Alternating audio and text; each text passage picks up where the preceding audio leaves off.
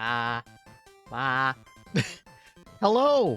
Oh my god, it's been a while. Hello, everybody. Welcome to another stream. My name, of course, is Alma Hexblade, your head guildmaster and chief barista.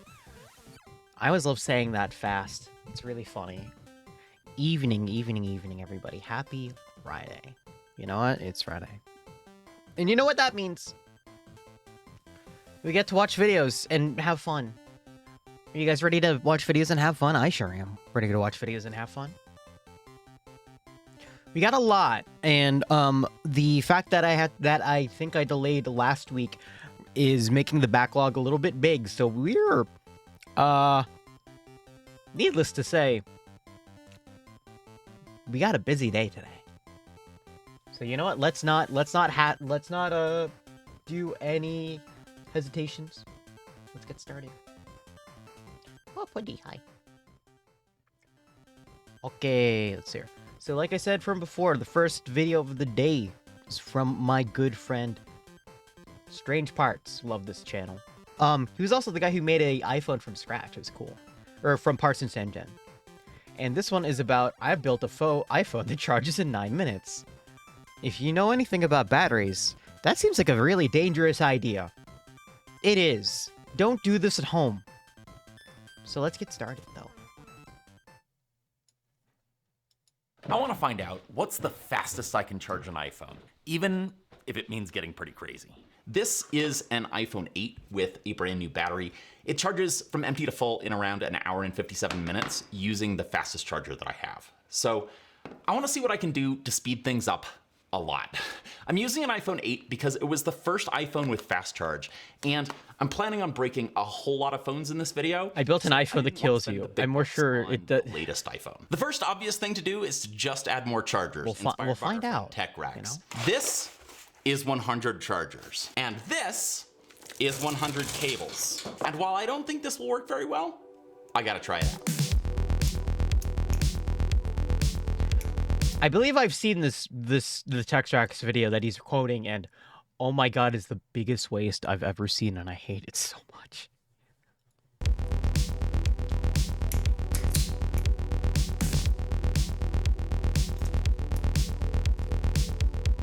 Man, who thought stripping this many wires would be this hard work?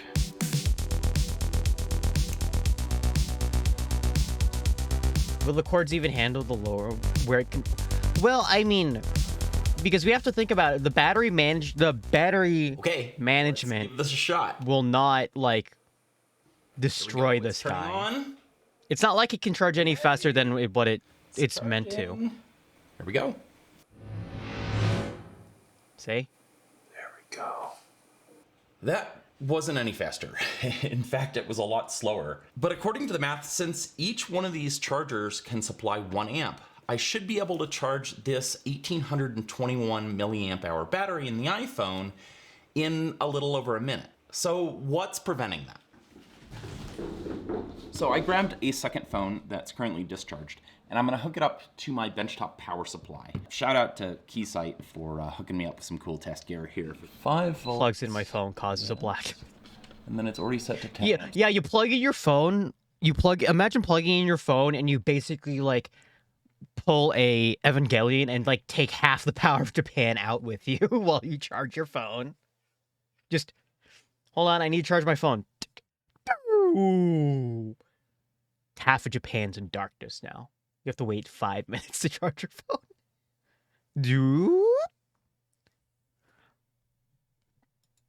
Which is the max for this circuit. And it's charging. Okay, cool. We are currently drawing almost 1 amp. But you'll notice we're not drawing 10 amps. So why, if the power supply can supply 10 amps, why is this only drawing 9.6? To show you why, I'm gonna have to take apart the phone. Because, entropy? Just a thought. Maybe entropy.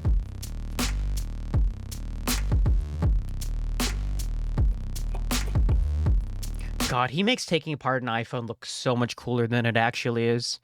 As someone I've said who's taken apart an iPhones multiple times and hated it every single time.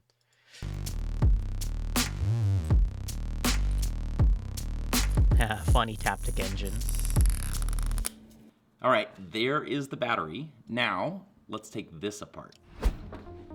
Yeah, all those little parts and shit is a pain. It's always a pain, and also there's some iPhones that feel like I'm like, Here we go. So, like booby traps. part It here sucks. is the actual battery cell. This is where the chemistry magic is happening to store the electricity. But this part up here, you can see there are all these little chips.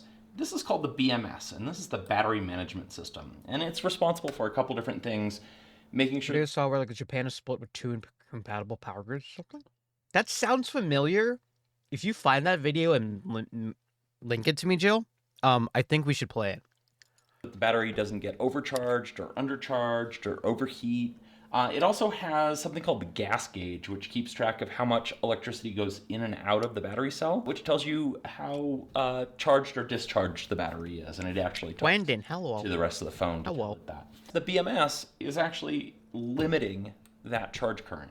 I think the next step is to figure out how to bypass this. So on the back side here, these are where the tabs get spot welded on. I want to solder on a wire to each of these sides, and I'm going to run the risk of overheating the battery, but it should be okay. I've done this before. We're going to use some 8-gauge wire here. Let's pre-tin this thing. I'm going to kind of tin this up flat. Oh, it's a half as interesting video. That'll work. Also, hi, I'm here to say this again. That'll work. I'm going to leave this right where it is. Don't do this. 2 charging wires that bypass the BMS. Like, super don't do this. Don't do this. And try and charge it at a much higher amperage than the BMS would normally allow us to.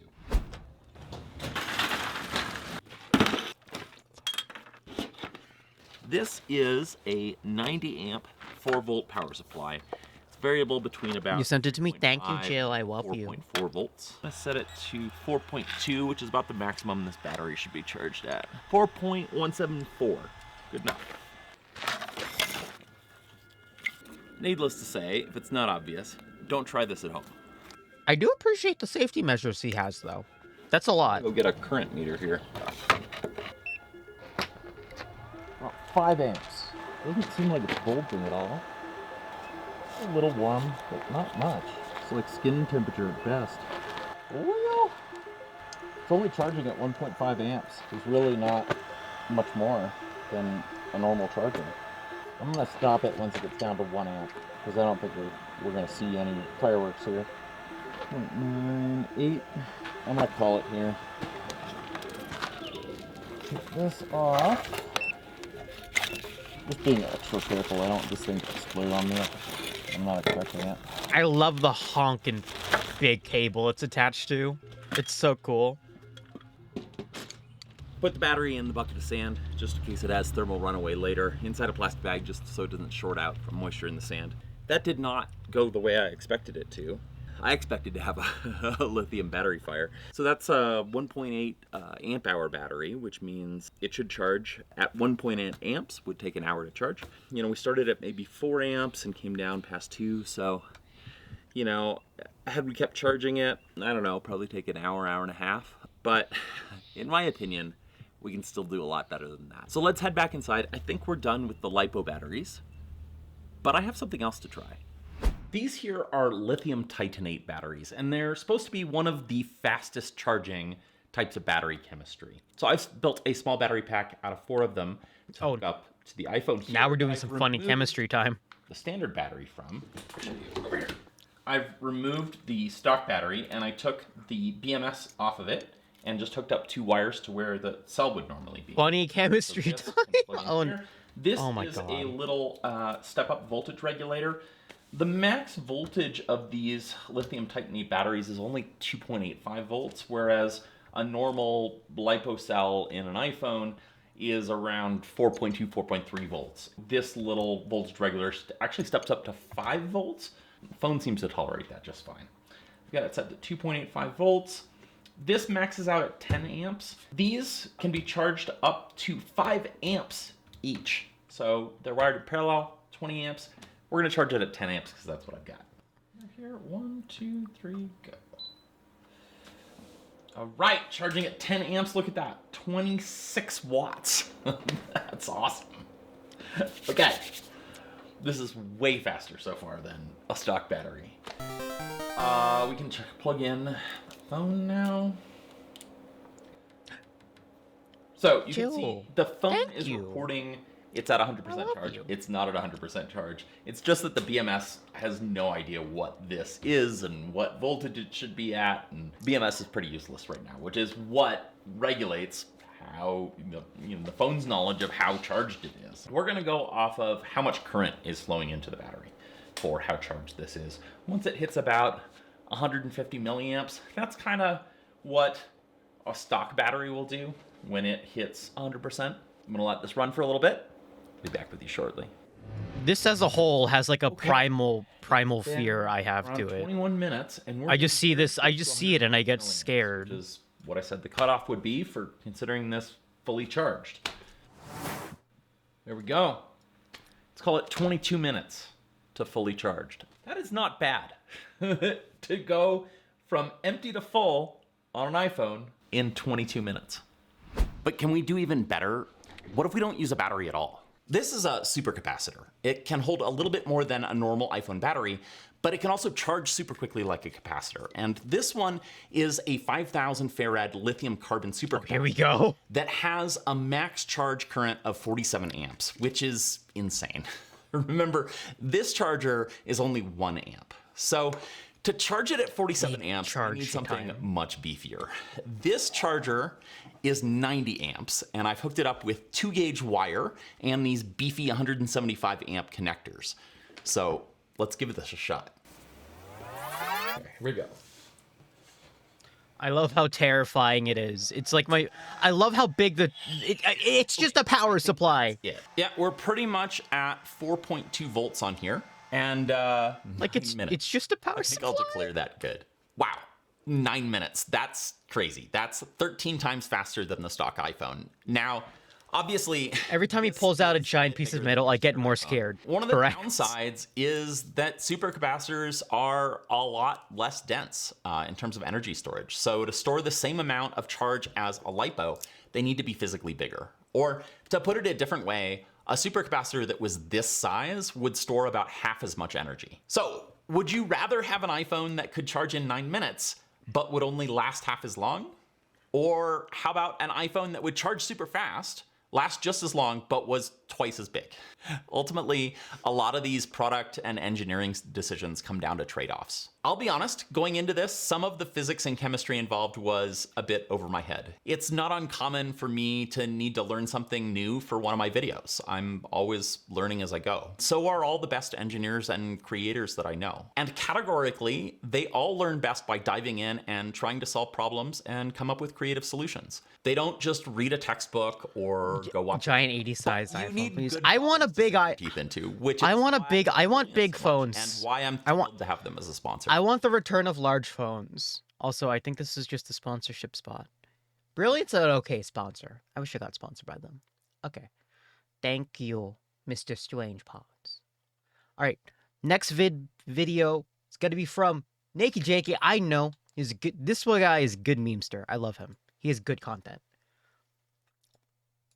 And this is about ads in video games.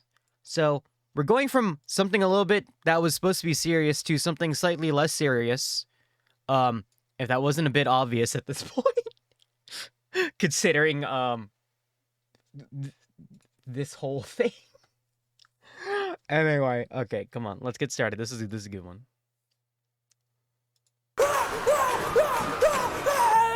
Advertisements, aka ads, aka that thing you see everywhere all of the time.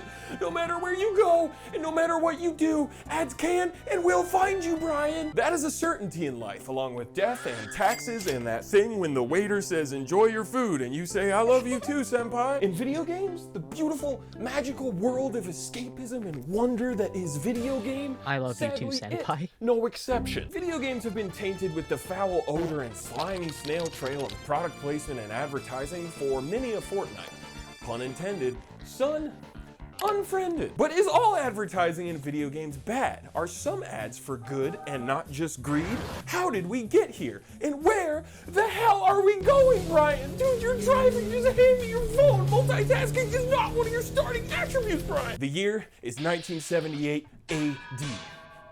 advertising. Scott Adams releases Adventureland, a text-based game with no graphics, and even worse, no kill streaks. And yet, Adventureland holds one of the earliest examples of in-game advertising, an ad for Scott's next, upcoming, even sexier game, Pirate Adventure. Ooh, shiver me timbers. Look out, Sea of Thieves. Scott be like, yo, Microsoft Sea of Thieves nuts can fit in your mouth. I'm sorry. Okay, so it's the 80s and product placement is already in everything. But also, PP is starting to show up in the world of video games as well, primarily in the form of the ad. Sister Rose, hello. Exactly what it sounds like. Thank you for the follow. I hope you enjoy your sword rental and go out there and save the world, you know? You missed last week, but somehow you're here? Well, I mean, I think I canceled last week because of reasons. Around advertising. Regardless, we're here though. Company. One of the first advert games is in 1983 with Tapper prominently featuring Budweiser and sold to be played in bars, but nobody really gives a shit about the product placement because they're That's why I drunk, missed but it. also the Yeah. game is just really fun. So fun that a year later the game was rebranded as Root Beer Tapper and sold in regular arcades for children too. So now all the kids are like, hey bud, why'd you put this A&W, man? I'm shit hammered. Now the big video game crash of 1983 would slow things down for a bit, but the late 80s and 90s saw a huge resurgence of advert games. Talking about Donald Land over in Japan in Donald 1988, Land? because over Whoa. there, Ronald McDonald is often known as Donald McDonald, which I am just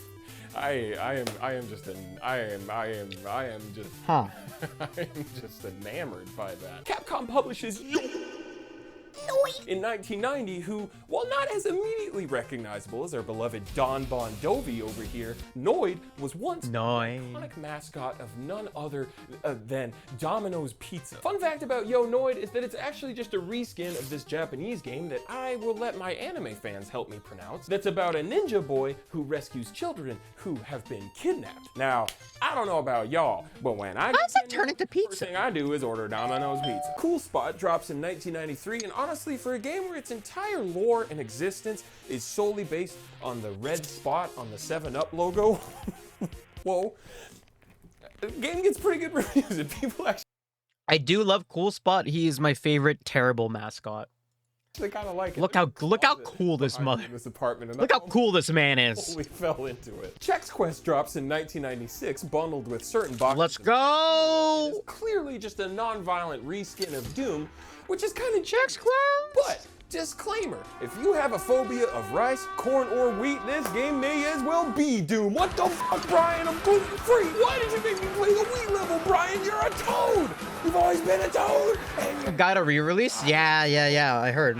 Pepsi Man drops in 1999, only in Japan, unfortunately. Shout out Donald, and I couldn't even begin to tell you what Pepsi Man is ever. Ah, yes, the most based game. Full screen Pepsi Man. just lost. There are so many of these advert games that I'm sure some of you remember that just kept going and going into the early. Is that the green It M&M? goes without saying, but obviously these companies are dropping The sexy green M&M? boost sales of their product. I remember Mountain Dew's Pepsi Man video, and who doesn't? Actually working. The I love it. answer, much like my vision, He then went to make the shoujo. is a little Yeah. unclear, but it seems to be kind of a The weird man, case type deal. Chex claims the weird man who did weird sexual things in a Pepsi Man costume, is in fact one of the founders of one of the largest VTuber talent industries. Oh, I love Mountain Dew. Anyway. that Chex Quest boosted their sales by 295% at the time, which Oh, wow. kind of makes sense because you're getting a free game bundled with a box of cereal, and that game is basically Doom. Yo, wait, hold up. Because you're Hold getting on. a free game. Yo, you got plus 50 free hours from AOL? That's a steal. It probably came with 2 CDs. There are more at this point there probably are more CDs for AOL in this box of Chex Mix than anything else. Bundled with a box of cereal. Is it weird that the only thing I remember about Chex is Chex Mix and not actually Chex as the cereal? I don't think I've ever actually eaten Chex, like by itself as intended. I've only had Chex Mix. Is that weird? Is it wrong that I like honey Chex? I don't even know what Chex tastes like. That's the part I'm confused on.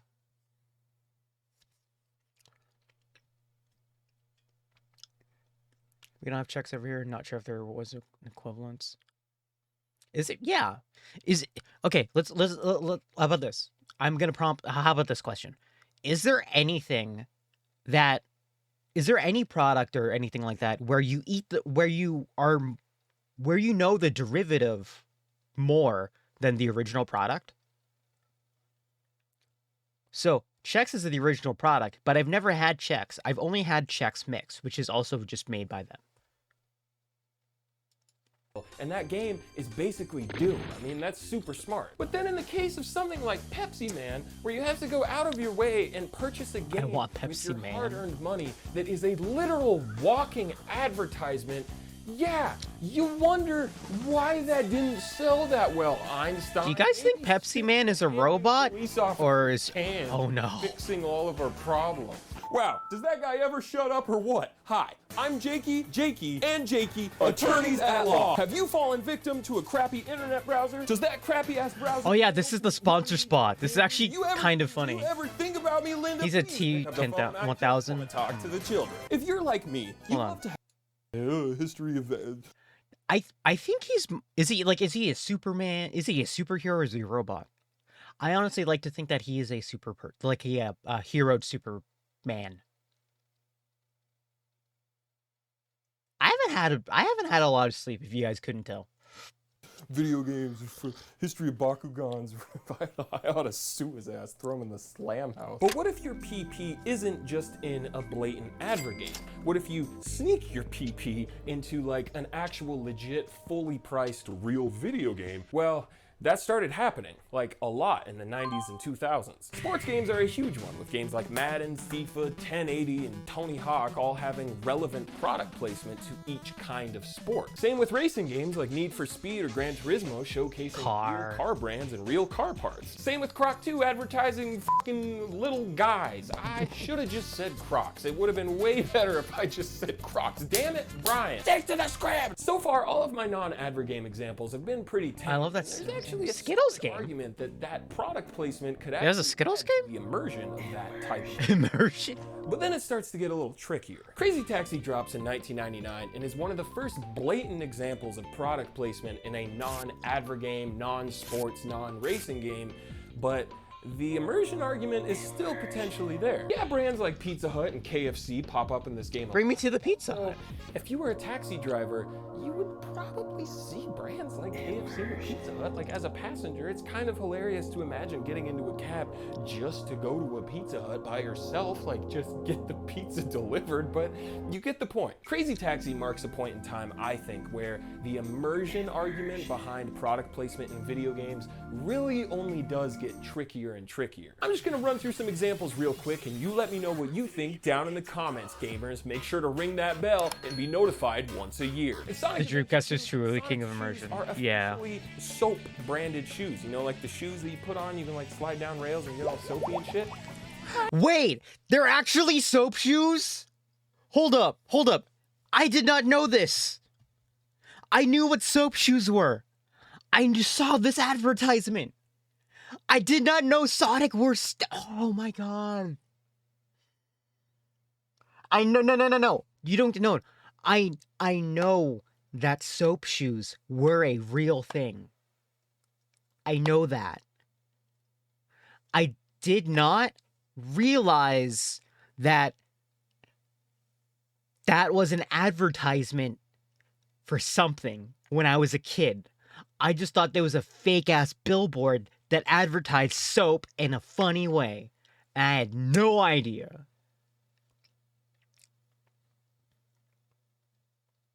I did not know Sonic wore soap shoes, and I think that changes so much about his personality to me.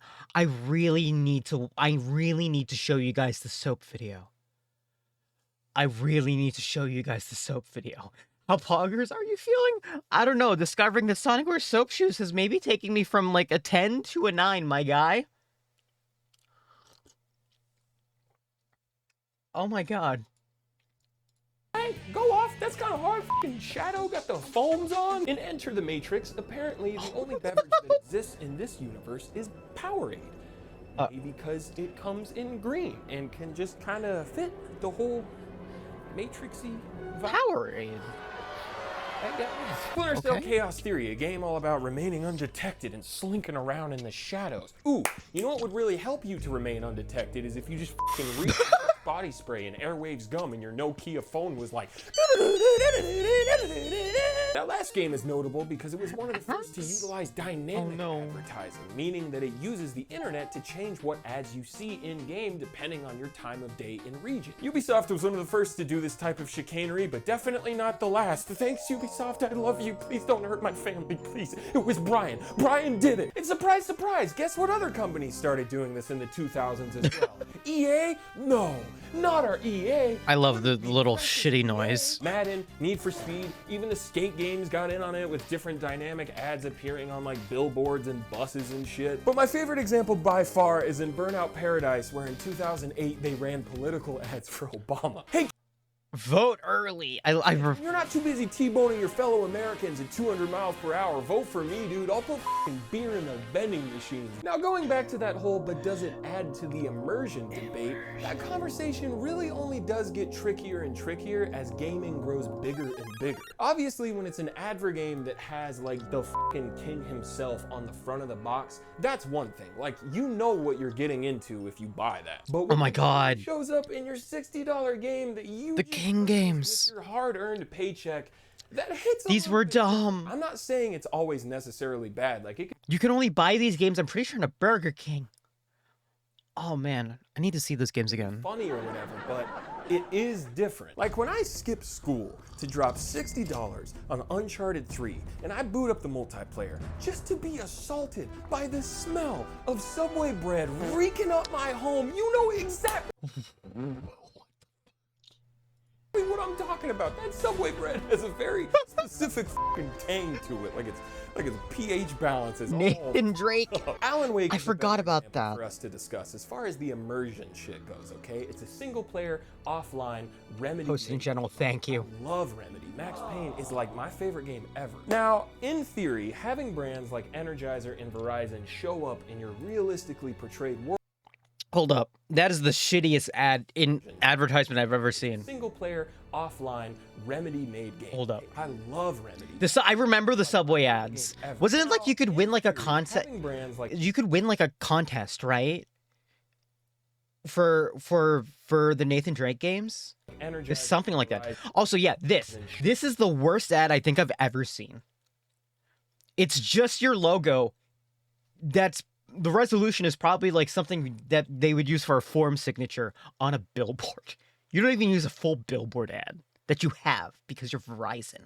show up in your realistically portrayed world is potentially fine, especially when a main mechanic of the game is using batteries for your flashlight. But when these very specific ads repeat themselves over and over, and you get a f***ing achievement for sitting down and watching an entire ad on a fake TV in a fake universe, Alan, wake the f*** up. We're going back to GameStop. We're returning this game and we're buying Yahtzee. I don't give a shit anymore. We're getting Yahtzee for the 360. I think an argument for the immersive clown PC noises. more solid ground is the Yakuza series. Now, I've never played these games, but based on what I've watched and read, they seem to incorporate a wide variety of Japanese brands in a much more subtle and potentially world-building way. Ooh, Suntory. Preachy and That's actually also not that bad, to be fair. about this. I'm just saying, I think if you're gonna argue for immersion, there's more of a substantial argument to be made with this game series. Versus Kojima just straight up putting brands like Doritos and Mountain Dew and Axe body spray into the Japanese version of Peace Walker. With his reasoning being to keep things fresh and to surprise players. Like, okay, dude, how about you focus on surprising us with another two-dimensional character with giant boobs that breathe through her skin and not a fucking ad for Ride with Norman Reedus Sundays in a game. Honestly, a lot of that was totally Mr. fair. Reedus seriously as Sam Porter Bridges. Get it? His last name is Bridges because he's gonna bridge together the f***ing U.S. I don't mean to just roast Kojima, okay? I own every game. I have art books. I have a huge crush on Sniper Wolf. Not that one, the one with the polygonal setup. But come on, if you even think about going in the comments and arguing that the inclusion of Monster Energy or Ride with Norman Reedus Sundays adds to the immersion of this universe or is a fourth wall breaking move from an auteur you just don't understand, Alan, wake the f*** up. The Patriots are behind all of this. The lule. But you want to know what really changed advertising in video games? I still love the Monster Energy though. That one was good. Done went and changed the entire fucking galaxy. Because if you release a free-to-play game and you run ads on it, and that game does even a little bit well, you could potentially make a lot of money. The Flappy Bird guy claimed he was making up to $50K a day when that game was blowing up, and then he hated his life from all the mean messages and attention he got, which is really sad. And a lot of the time, ads in these free mobile games are just other mobile games that 90% of the time don't even fucking exist or are here's the weird really one. Weird or like really sexual. Like an off-brand ass Costco render of SpongeBob like on an island with like Peter Griffin, and there's some shitty text-to-speech that's like, Grandma got away with it again. No one can get past level 5 without coming.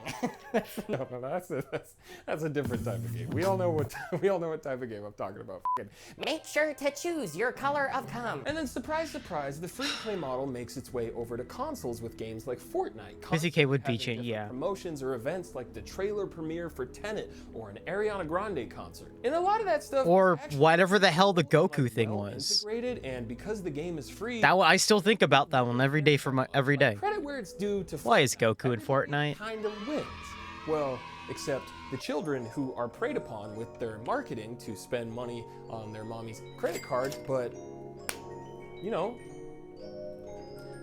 Spider-Man. But here's the kicker. First of all, I'm gonna take this off because it's really hot and it's like impossible to see anything through these. So I'm just gonna go soccer mom style for the rest of the video. You know, the DBZ browser was bad. It was weird. They started all of it's weird. Same business practices and the free-to-play model of in-game microtransactions and advertising in not so free video games, aka $60 fully priced video games. Like at one point, NBA 2K and UFC 4 had straight up mid-roll ads that played during downtime or even interrupted gameplay.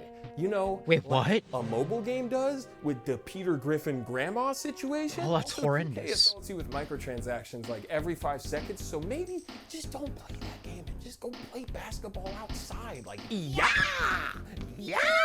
And unlike the subtle plug that Scott Adams did back in 1978, modern games love to remind you that their hot, sexy new game is out too, and you should really go out and buy that one. But when that adds even one step or loading screen between me and getting to play the game that I actually want to play, my patience runs out faster than Brian on track and field day. And let me tell you, that kid is dumb as hell, but he is quick. Earlier this year, Sony and Microsoft both announced that they're streamlining the process of integrating ads into free-to-play games on their respective marketplaces, similar to how ads are integrated into everything was a whole country thing through the app. Yeah, now, in an absolute they're bad case scenario of how these ads get implemented, hardworking game devs getting more money for the blood, sweat, and fears they dump into their indie game or whatever, while ads are subtly placed on billboards or benches or used in like a immersive world-building way like the Yakuza series, that's fine in theory. But after going over everything I've gone through, I think we all know that's probably not how it's gonna shake out. And not to be a depressing Darren, but if history repeats itself, all signs point towards AAA companies slowly inserting more and more ads in their paid AAA games too, because again, look at how much fucking money ads make on mobile games. You seriously think those AAA bigwig execs aren't noticing that shit? Have you heard the way these lizard people talk? They already tried doing it with those sports games. It's just like microtransactions. Years ago, the Star Wars microtransactions. Fully priced $60 or those were dumb. $70 paid game like Gran Turismo 7, but money talks. And unfortunately, Activision Blizzard and EA and all these companies learned to speak money on Duolingo because in 2021, Activision Blizzard made over $5 billion on microtransactions alone. Billions with a B and an I and a T for Ted. And just like with microtransactions, gamers are gonna push back and complain, but at the end of the day, a lot of you, mostly children probably, which is really unfortunate that children are frequently the ones preyed upon with this shit. A lot of us stupid gamers are still gonna buy the fucking thing because the day I can't live out my Steph Curry power fantasy is the day I alley-oop off this mortal coil, so help me God. So yeah, that's where we're at now. Not to end this video on a depressing note, but I guess my only real message that you should maybe take away from this is don't pre-order games.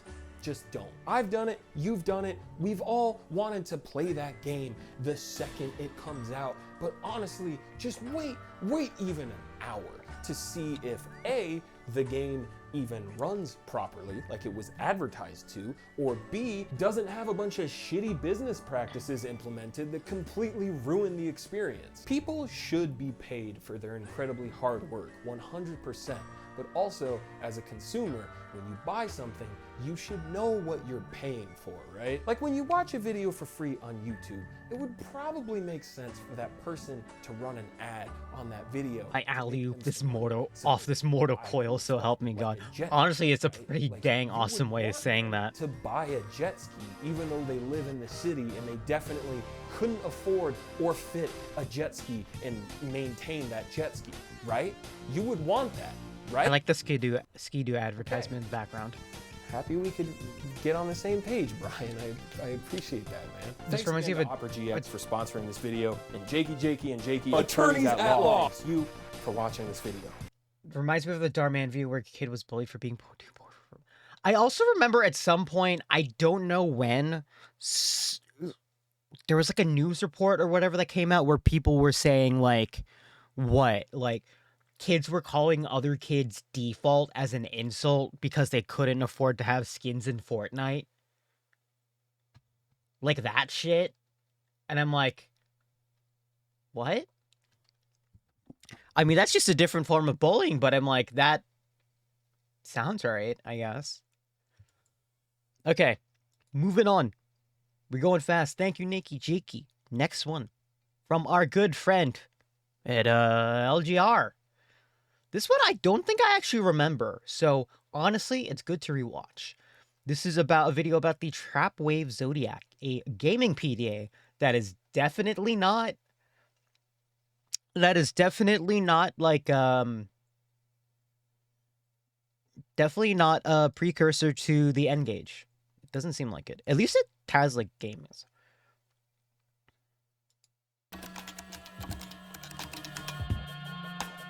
Greetings and welcome to an LGR thing. And this thing right here is the Tapwave Zodiac. Released in October of 2003 for a price of $299 US for this silver model with 32 megabytes of RAM, known as the Zodiac. It looks more mosh than an and N-Gage. $399 for a black 128 meg model known I feel as bad for the N-Gage. So, what is this? Well, the It has Zodiac the was 2000s described bean by curves. Tapwave as a mobile Yeah, this definitely is a entertainment console bean of an built object. specifically to appeal to gaming and technology. I feel like anything from the 2000s, we should call that style bean.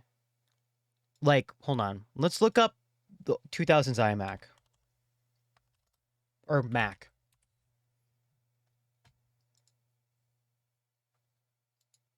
Does that not look like a bean? These look like beans.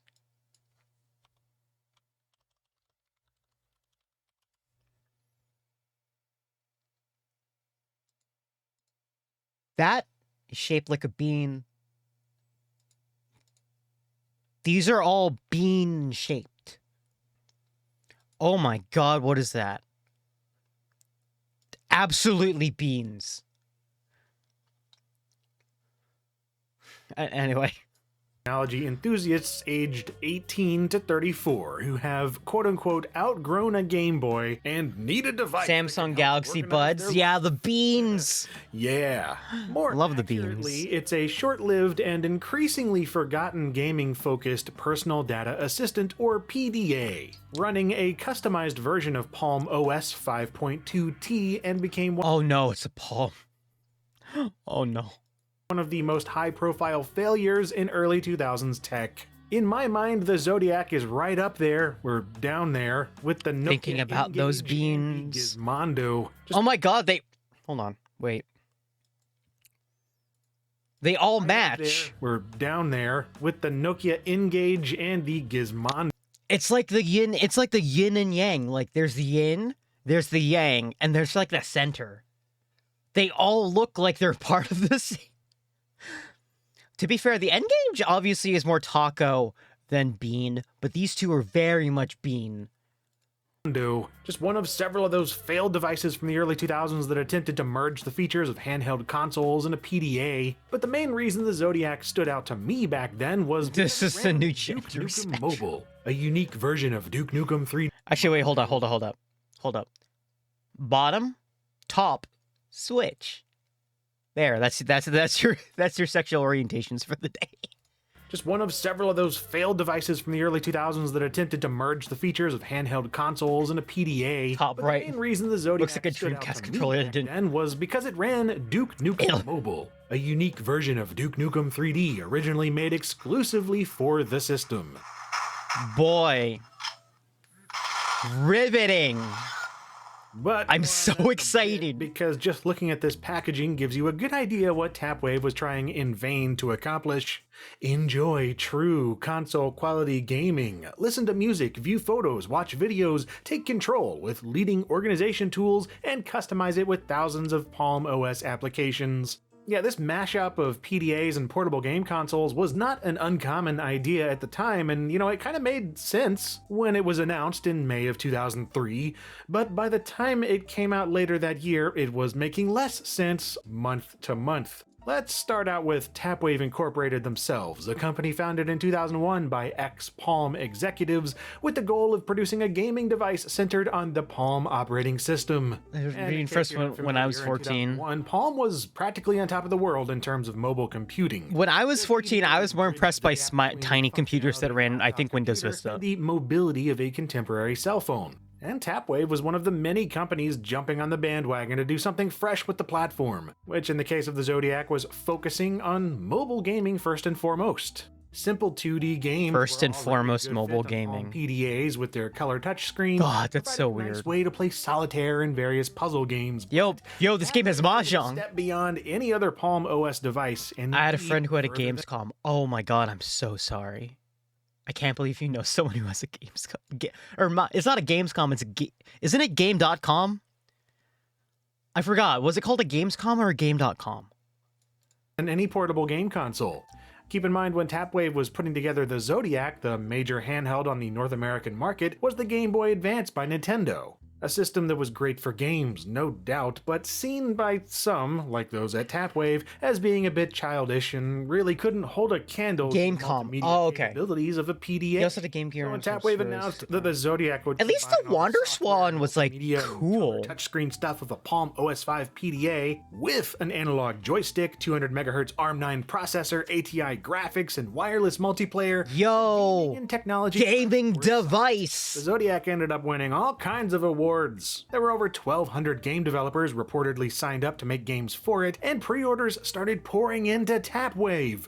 The future was bright. Whoa. For one thing, the Zodiac struggled with distribution, only being sold through Tapwave's website during its launch window, and sales remained glacially slow, even when it started being sold in stores like CompUSA. Oh man. And then there were the games themselves, which were few and far between at best and lackluster the rest of the time.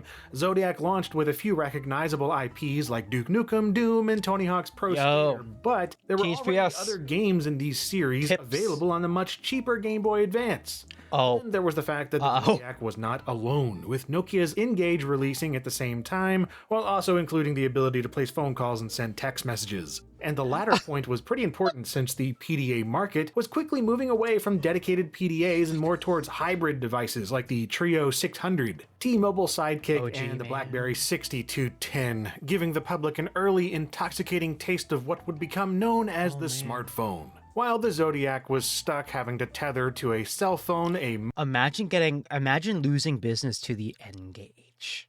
modem, or a PC to go online using infrared, Bluetooth, or a sync cable, and didn't come with built-in Wi-Fi at all. And then finally, you get the DS hitting the scene in 2004, the Sony Oh my god, this thing got destroyed. This thing got destroyed from multiple angles.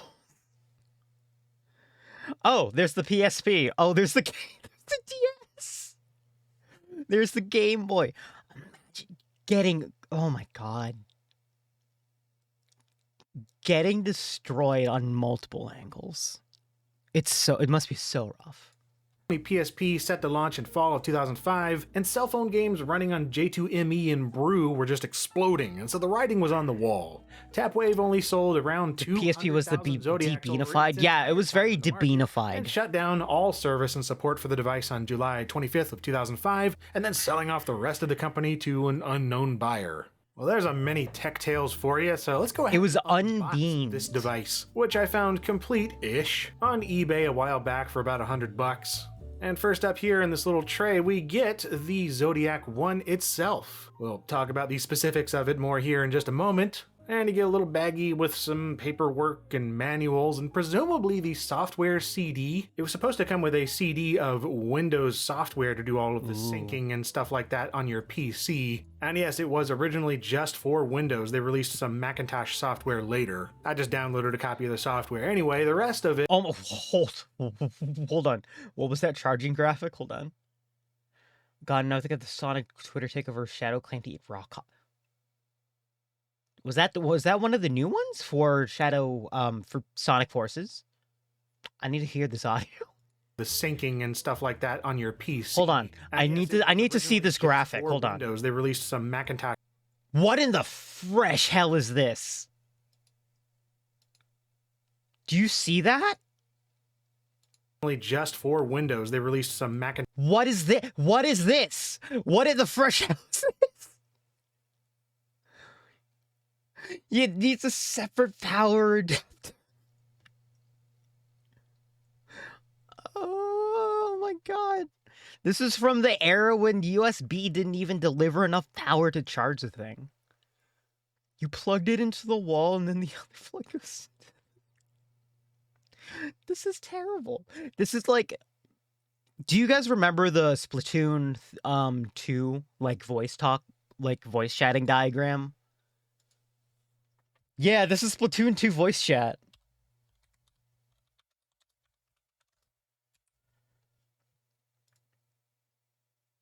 Absolute same energy.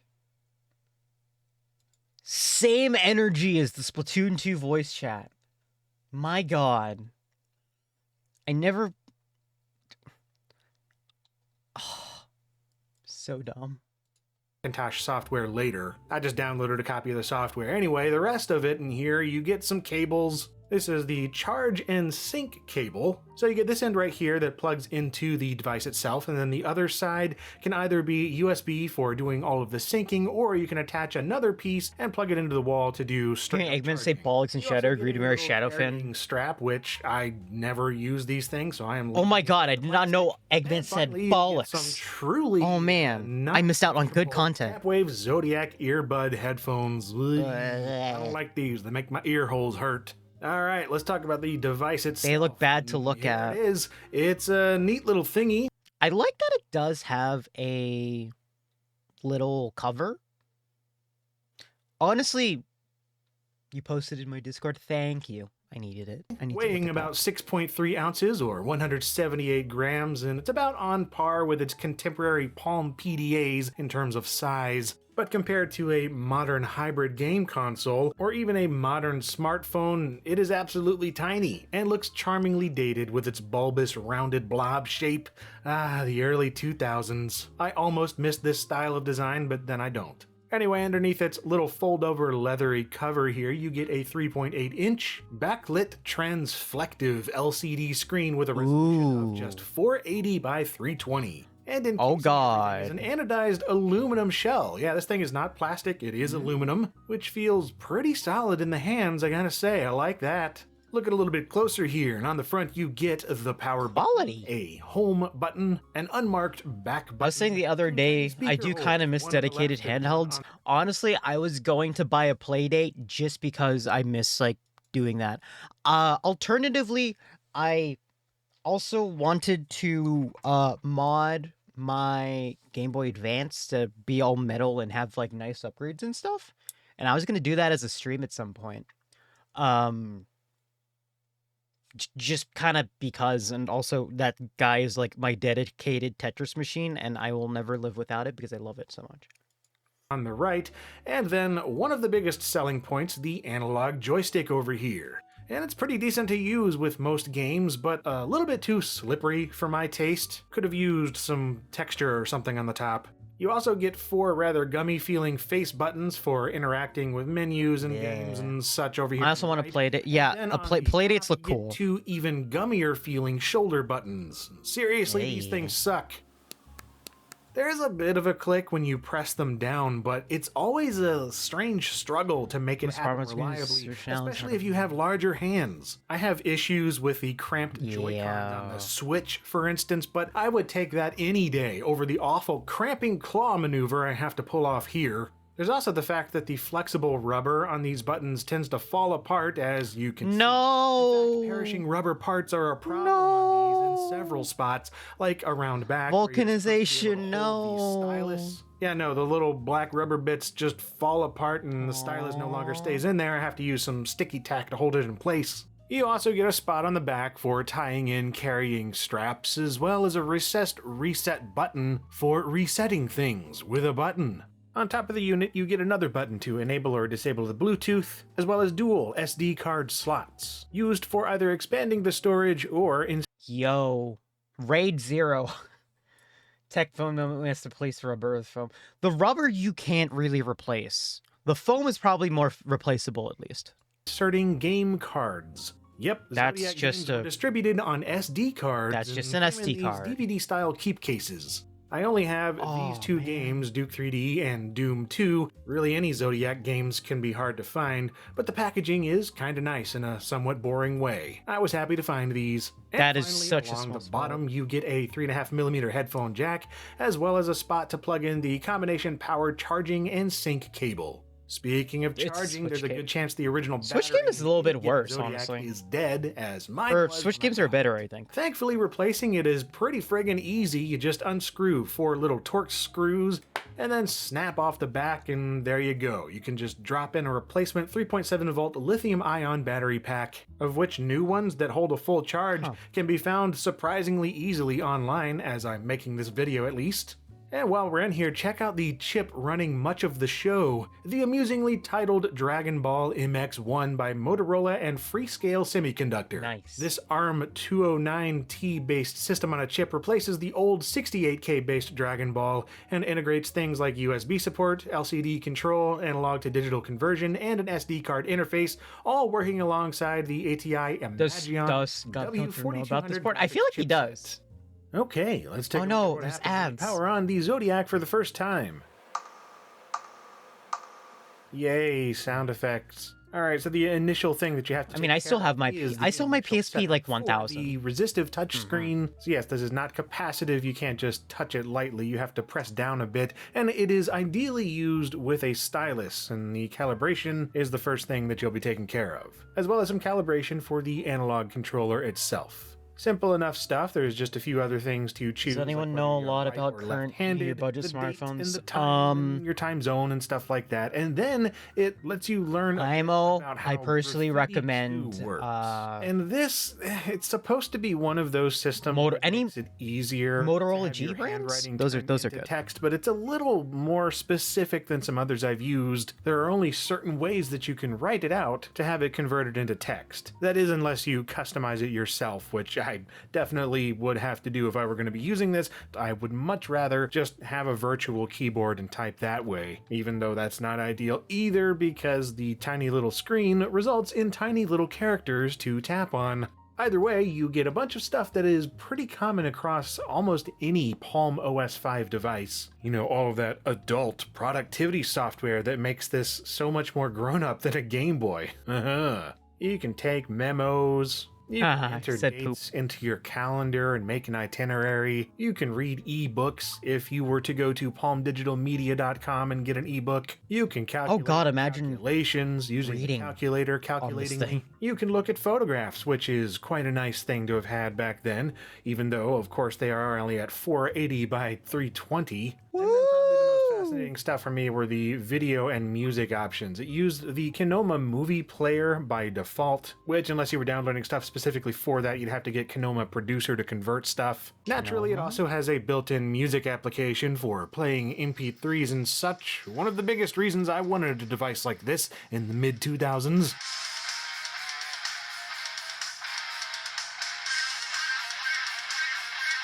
And of course, you could play games. And well, it came with just a couple of them, Solitaire being one of those. It's a pretty decent little Solitaire program, but What is this terrible font? Acid Solitaire? Acid Solitaire. this is really not what you got this device for. You could play Solitaire on pretty much any PDA ever made, but the Zodiac, well, that was about the Zodiac games. And as I mentioned earlier, the biggest one that I wanted to get was Duke Nukem Mobile, because at the time, this was the only way that you could play this version of the game. It had its own exclusive levels and features and all that kind of stuff. I didn't know anything about it, really. I just saw the screenshots and information on the 3D ROM. The turning just kind of seems and I wanted lame, it, but of course, man. I never got it until adulthood, and now I am glad that I didn't waste my time, because honestly, this is not a very good game. It looks pretty good, at least. A little bit better than Duke Nukem Advance, which was its contemporary. However, the levels are extremely small. You just get a bunch of enemies that are randomly teleporting in all the time. There's no music. The stuff that each enemy drops it doesn't make any sense for what they're actually shooting. Like, it's just a weird version of the game, and it is further let down by the fact that the controls for this thing suck. Like, I mean, they're programmed fine. It works as it has rumble vibrations well, so that's controls cool. of the Zodiac are not suited to my hands. I feel like you'd have to be like 12 years old at most for this to make sense, and wasn't this supposed to be the adults gaming portable? Talk about a fatal flaw right off the bat, especially with first-person shooters. I also tried Doom 2, because of course that is the other game for this that I own physically, and it's not much better. In fact, it is probably worse, because this game is sped up significantly compared to the MS-DOS original. It's just way too fast. The music is fast, everything moves faster, the controls are way more responsive than they need to be. It's just really tricky, and That's as a such a result, much weird harder to play. That's Still, such a weird Portable Doom problem 2 for a would have been port. pretty friggin' awesome at the time, but then again, if I really wanted that, I would have gotten a Game Boy Advance. But there is one kind of saving grace for the Zodiac, and that is the fact that it is incredibly easy to install your own homebrew and independent software that you've downloaded, and the hot sync capability is dead simple, as you would expect for a Palm OS Homebrew. device. All you gotta do is install the Palm desktop software hot sync thingy from Tapwave, and then press down the hot sync button. I hear homebrew and my brain goes like monkey Cable in inside. this case. Just like, and there you go. It syncs everything that's on the Zodiac itself to your PC, and whatever you've told the PC to send to the Zodiac. Like when I hear a device says homebrew, like I just kind of go ooh, and then it gets like I don't know, you get access to like a root shell and just like ooh, right? And then the maximum part is when people say that they can install their own custom OS on there, and I just kind of freak out. Just go. That's the noise I make. I don't want to go too loud. It's too late at night. It's too late at night to go monkey.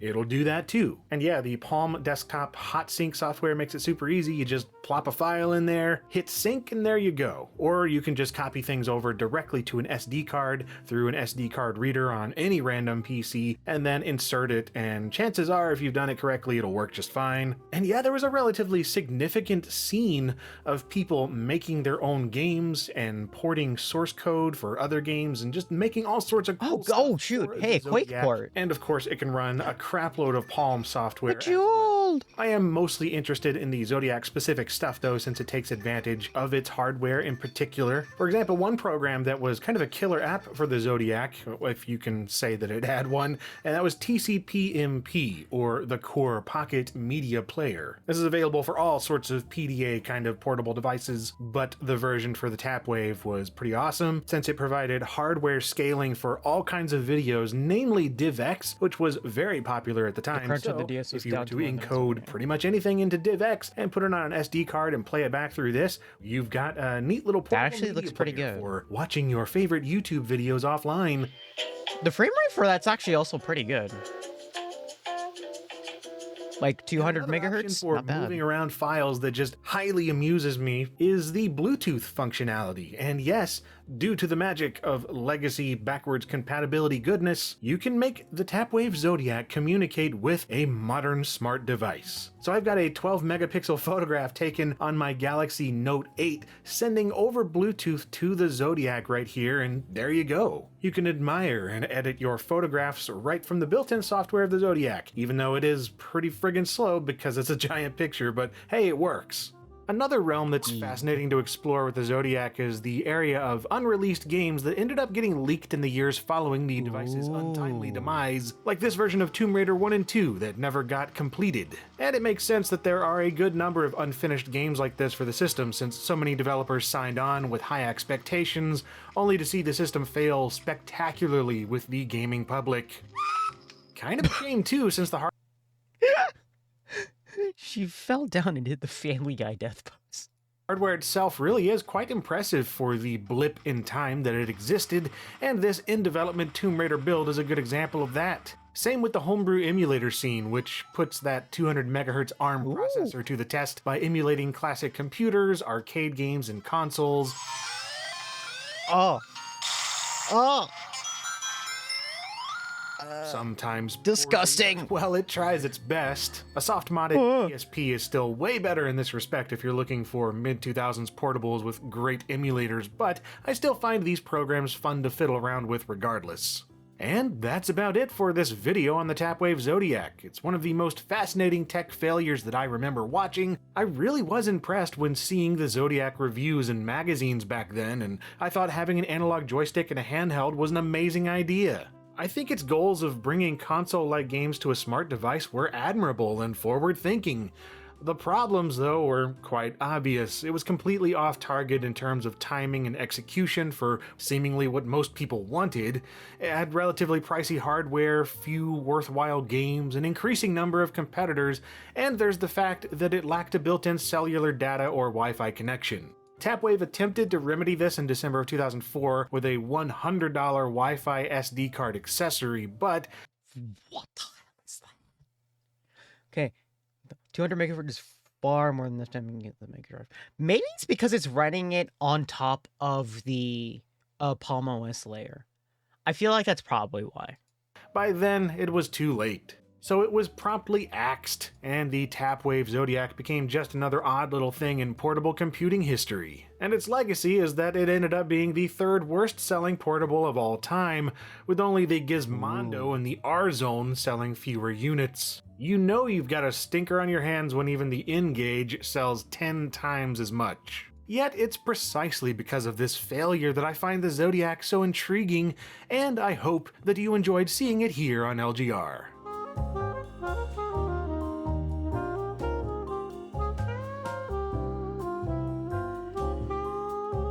And if you did enjoy the video, then great. I have plenty more on retro hardware and software, so feel free to peruse my playlists or check back every Monday and Friday for new stuff. And thank you very much for watching. That wasn't too bad.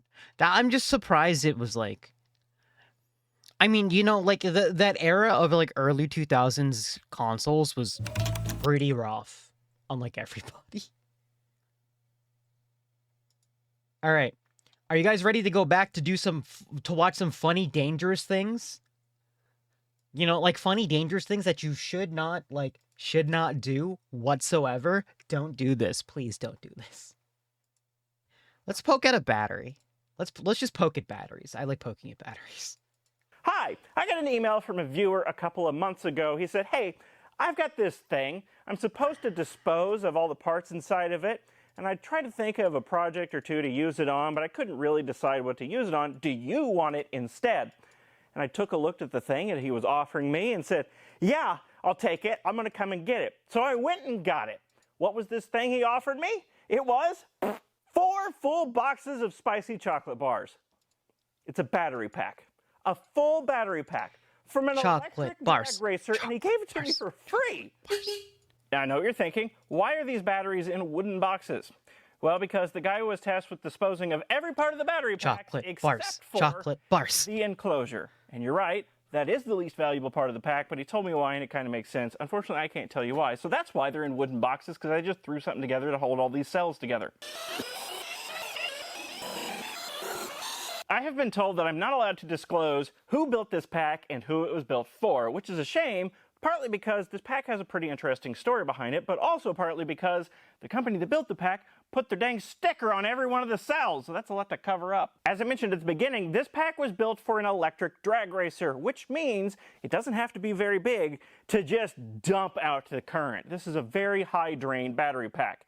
It's a 96S configuration, so it's only 355 volts nominal.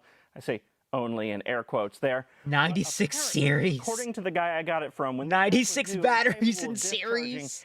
8,000 amps, which is enough to, I don't know, electrocute the moon. It's a lot of current. Now, for what I need this battery pack for, I only need 900 kilowatts, which is still a heck of a lot. And since this is a 355 volt pack, that means that I only need it to discharge about 2,500 amps, which is nowhere near the 8,000 that this thing is supposedly capable of, which is good because I can tell that quite a few of these cells aren't good anymore. Some of them are puffy, and some of them are really puffy. Spicy. Now, if you're wondering, like I was, how are they getting such incredibly high discharge current out of lithium-ion cells? They're not. These are lithium polymer batteries, LiPos. Now, I just looked this up. Apparently, the difference between TFC lithium spy polymer with one and of these in lithium his ion mouth. cells is the electrolyte. No, don't. Ion cells use a liquid electrolyte, and these dudes use a gel polymer electrolyte. Lithium polymer cells like this, they're kind of fragile, they don't have the best longevity, and they're about twice as expensive to produce as lithium-ion cells. So they're not very popular in use for things like electric cars, but they can just dump out the current, so they are popular for use in RC cars, drones, those little lithium jumper packs that you can get to jump your car, things like that. And since this pack was built for an electric drag racer, the cost and the longevity concerns didn't matter. They just needed a small-ish battery pack that can dump current into a motor Small-ish. It covers this entire table. for about 20 seconds at a time. Here's something interesting. This little bank here is 12P12S, and if I read the voltage of the whole thing, 12 parallel, 12 series. volts. If I read one of these bank of 12 cells, 3.8 volts. But this pack over here, this bank of 12 cells, is somehow reading 0 volts. I don't understand how it's possible. Math? All 12 of these cells are literally completely dead. I've never seen that before. And there's several banks over here that are also the same way, reading completely nothing. Well, that one's reading a volt. Is this one 0? No. That one's 0.4 of a volt between 12 cells. Welcome to Don't Try This at Home. I'm outside now. Let's go. Both of these pouches are reading 0 volts, and this one's especially puffy. So I wanted to see what happens when I cut it open. Spicy time. Ooh. It's not liking that. I can't believe inside the chocolate bar we get a fruit roll-up. Yo. Forbidden fruit roll-up. Oh, look, you can see all the layers stacked up in there. And it just unfolds in layers.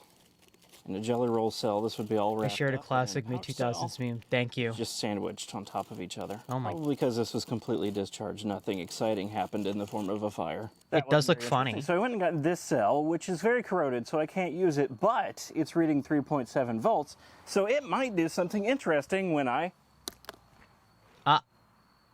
It didn't do anything. How disappointing. I couldn't even get them to catch on fire like good battery cells.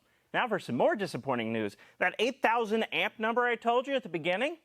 Yeah, when the guy told me that, I didn't think about it. I just thought, wow.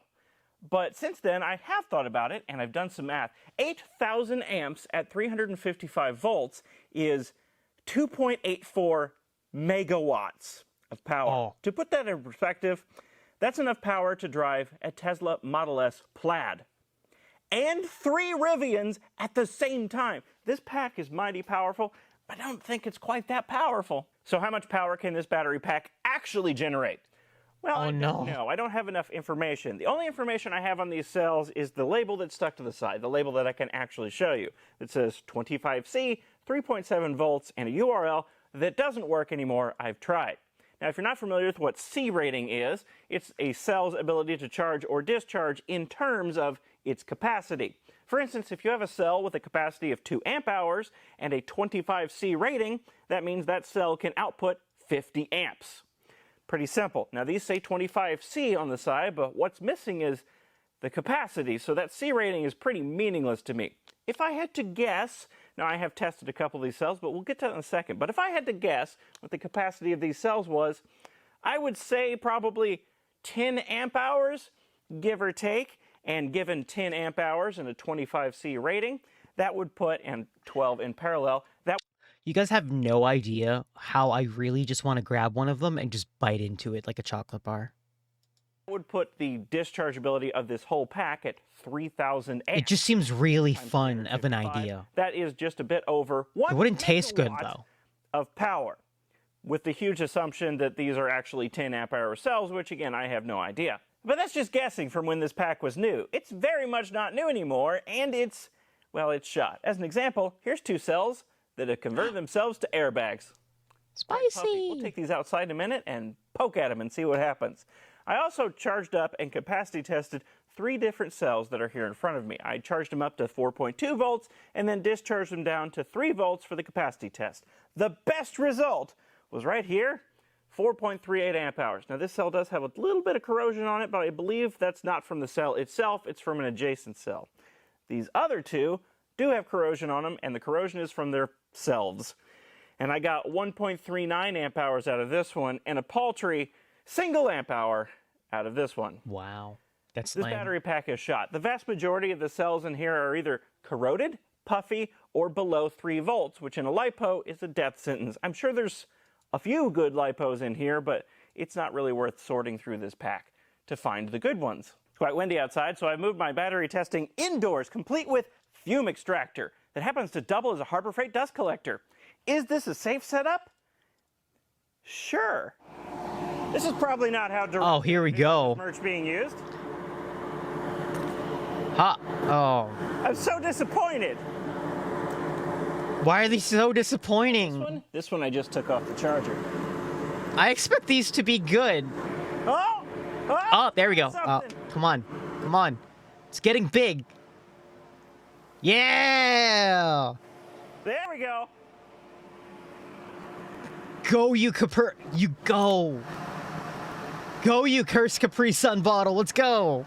Well, that was almost interesting. These things are significantly harder to make do the explodey than I would have guessed. Maybe it's because they're old. Now I've got a lot of batteries to recycle. I'm going to figure out where to do that. The place that I know to take them to is the recycling bin at the entrance of Home Depot. I'm pretty sure they don't want me dumping a 0.5 megawatt of potential energy into one of those bins, so I'm going to have to find an alternative. I feel like that would be a bomb All the way threat. to Oklahoma to pick up a dead battery pack. No. I got to try Whataburger for the first time, and it was all right, I guess. And in doing this, I learned a lot about batteries, and I know now for sure this won't work for my project. Or anything. But I do have a better idea of what sort of batteries I need for my project. Speaking of which, I haven't told you what this project is. What on earth do I need 900 kilowatts for? Well, I'm really excited about this. I'm building an all... I love his video. It was just very... It just ends. What did he build? What did he make? I don't think he's had any... I subscribe to him. You know, I'm going to subscribe to him. I hope he makes a thing. Batteries. I have 3 dead EVs. Any of the batteries still good? If this is a, if this is very clearly, this is his type of thing, and I kind of enjoy it. I'm not a car person, but I do enjoy watching these types of things. All right. That was good. Thank you, Aging Wheels. All right. Speaking of other dangerous things, You guys want a toaster that can fit in your pocket? Apparently Logan Paul did at some point, and this guy is going to make that dream a reality. Thank you, Joel. Sponsored by Squarespace. This is a toaster, and this is a pocket toaster. Look at No, this. it's not a toaster for your pockets. It's a toaster that fits into your pocket. But you don't have to take my word for it, because this wasn't my idea. This idea that I'm about to pitch you was my big idea in high school. I thought this was gonna make me rich. I thought, how convenient would it be if I could just make some, I don't know, toast at school in a small, single slice pocket toaster. Yup. This is Logan Paul's idea. But when I watched his YouTube short a couple months ago, I knew I had to do something about it. Now, I've built some crazy stuff. Jet toys, lightsabers, minecarts, web shooters, even a toaster that turns toast back into bread. So you think that this would be pretty easy, but it wasn't. Very bad. Very bad, huh? You can only get me to howl at the moon when it's really bad. I probably should have listened to Kevin O'Leary, but it was actually Logan's reaction to Kevin that made me want to do this in the first place. I think it's because people often come to me with their invention ideas. I do my best to give them helpful advice. But Reverse unfortunately, toaster. coming up with a successful The invention breader. is almost harder than winning the lottery. Odds are someone has already done it cheaper, faster, just plain better. But a person's invention is their lottery ticket. If they could just bring it to life, all of their problems would be solved. And even if that's a bit naive, it's still an extremely relatable sentiment. Which is why I wouldn't be surprised if someone as successful as Logan Paul still has a soft spot in his heart for that quirky high school invention that first captured his imagination. So, whether or not a pocket toaster is really a good idea, I now have to build it and then find a way to give it to Logan Paul. But of the three main hurdles that I have to overcome in order to make portable toast, it's the first one that scares me the most, because it's really, really hot and dangerous. Right, Logan? The f***ing toaster blew up. It exploded in the kitchen because I was trying to like unwire the nichrome wires. That's right. Without heat, there's no toast. As a side note, surprised that man is alive since he just said, I decided to take apart a toaster when it was hot. And without nichrome wire, there's no heat. They're the strips of glowing metal that you see in your toaster. When you run a bunch of electricity through a high-resistance wire, like nichrome, a sort of electrical friction is generated, and it gets hot. So hot that it would melt regular wires if you connected them to one. So in addition to having to use all sorts of special materials to connect and hold the heating elements, there's also the problem of what shape do you make it? You see, your home toaster has a giant wall of evenly Being Elon Musk or Mark spaced Zuckerberg's elements held at a perfect already distance dumping from the 15 toast, billion but that into it. distance is about as thick as my entire toaster. This is at least an idea that does something beneficial. Now, if that was all there was to it, it wouldn't be that big a deal. But we also I'm okay with food gadgets unless they're the stupid like IoT smart ones, mainly because they make food. And that's like a universal good thing, right? Like, okay, I don't know, let's take, like Hypertunnel, right? It didn't do anything new. It's like a car. Like, it's a car tunnel. Woo.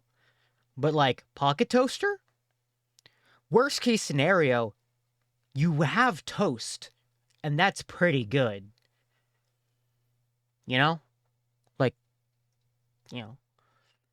Most food gadgets have some use unless it's Juicero. Exactly. Like, food gadgets, I think, have at least some use.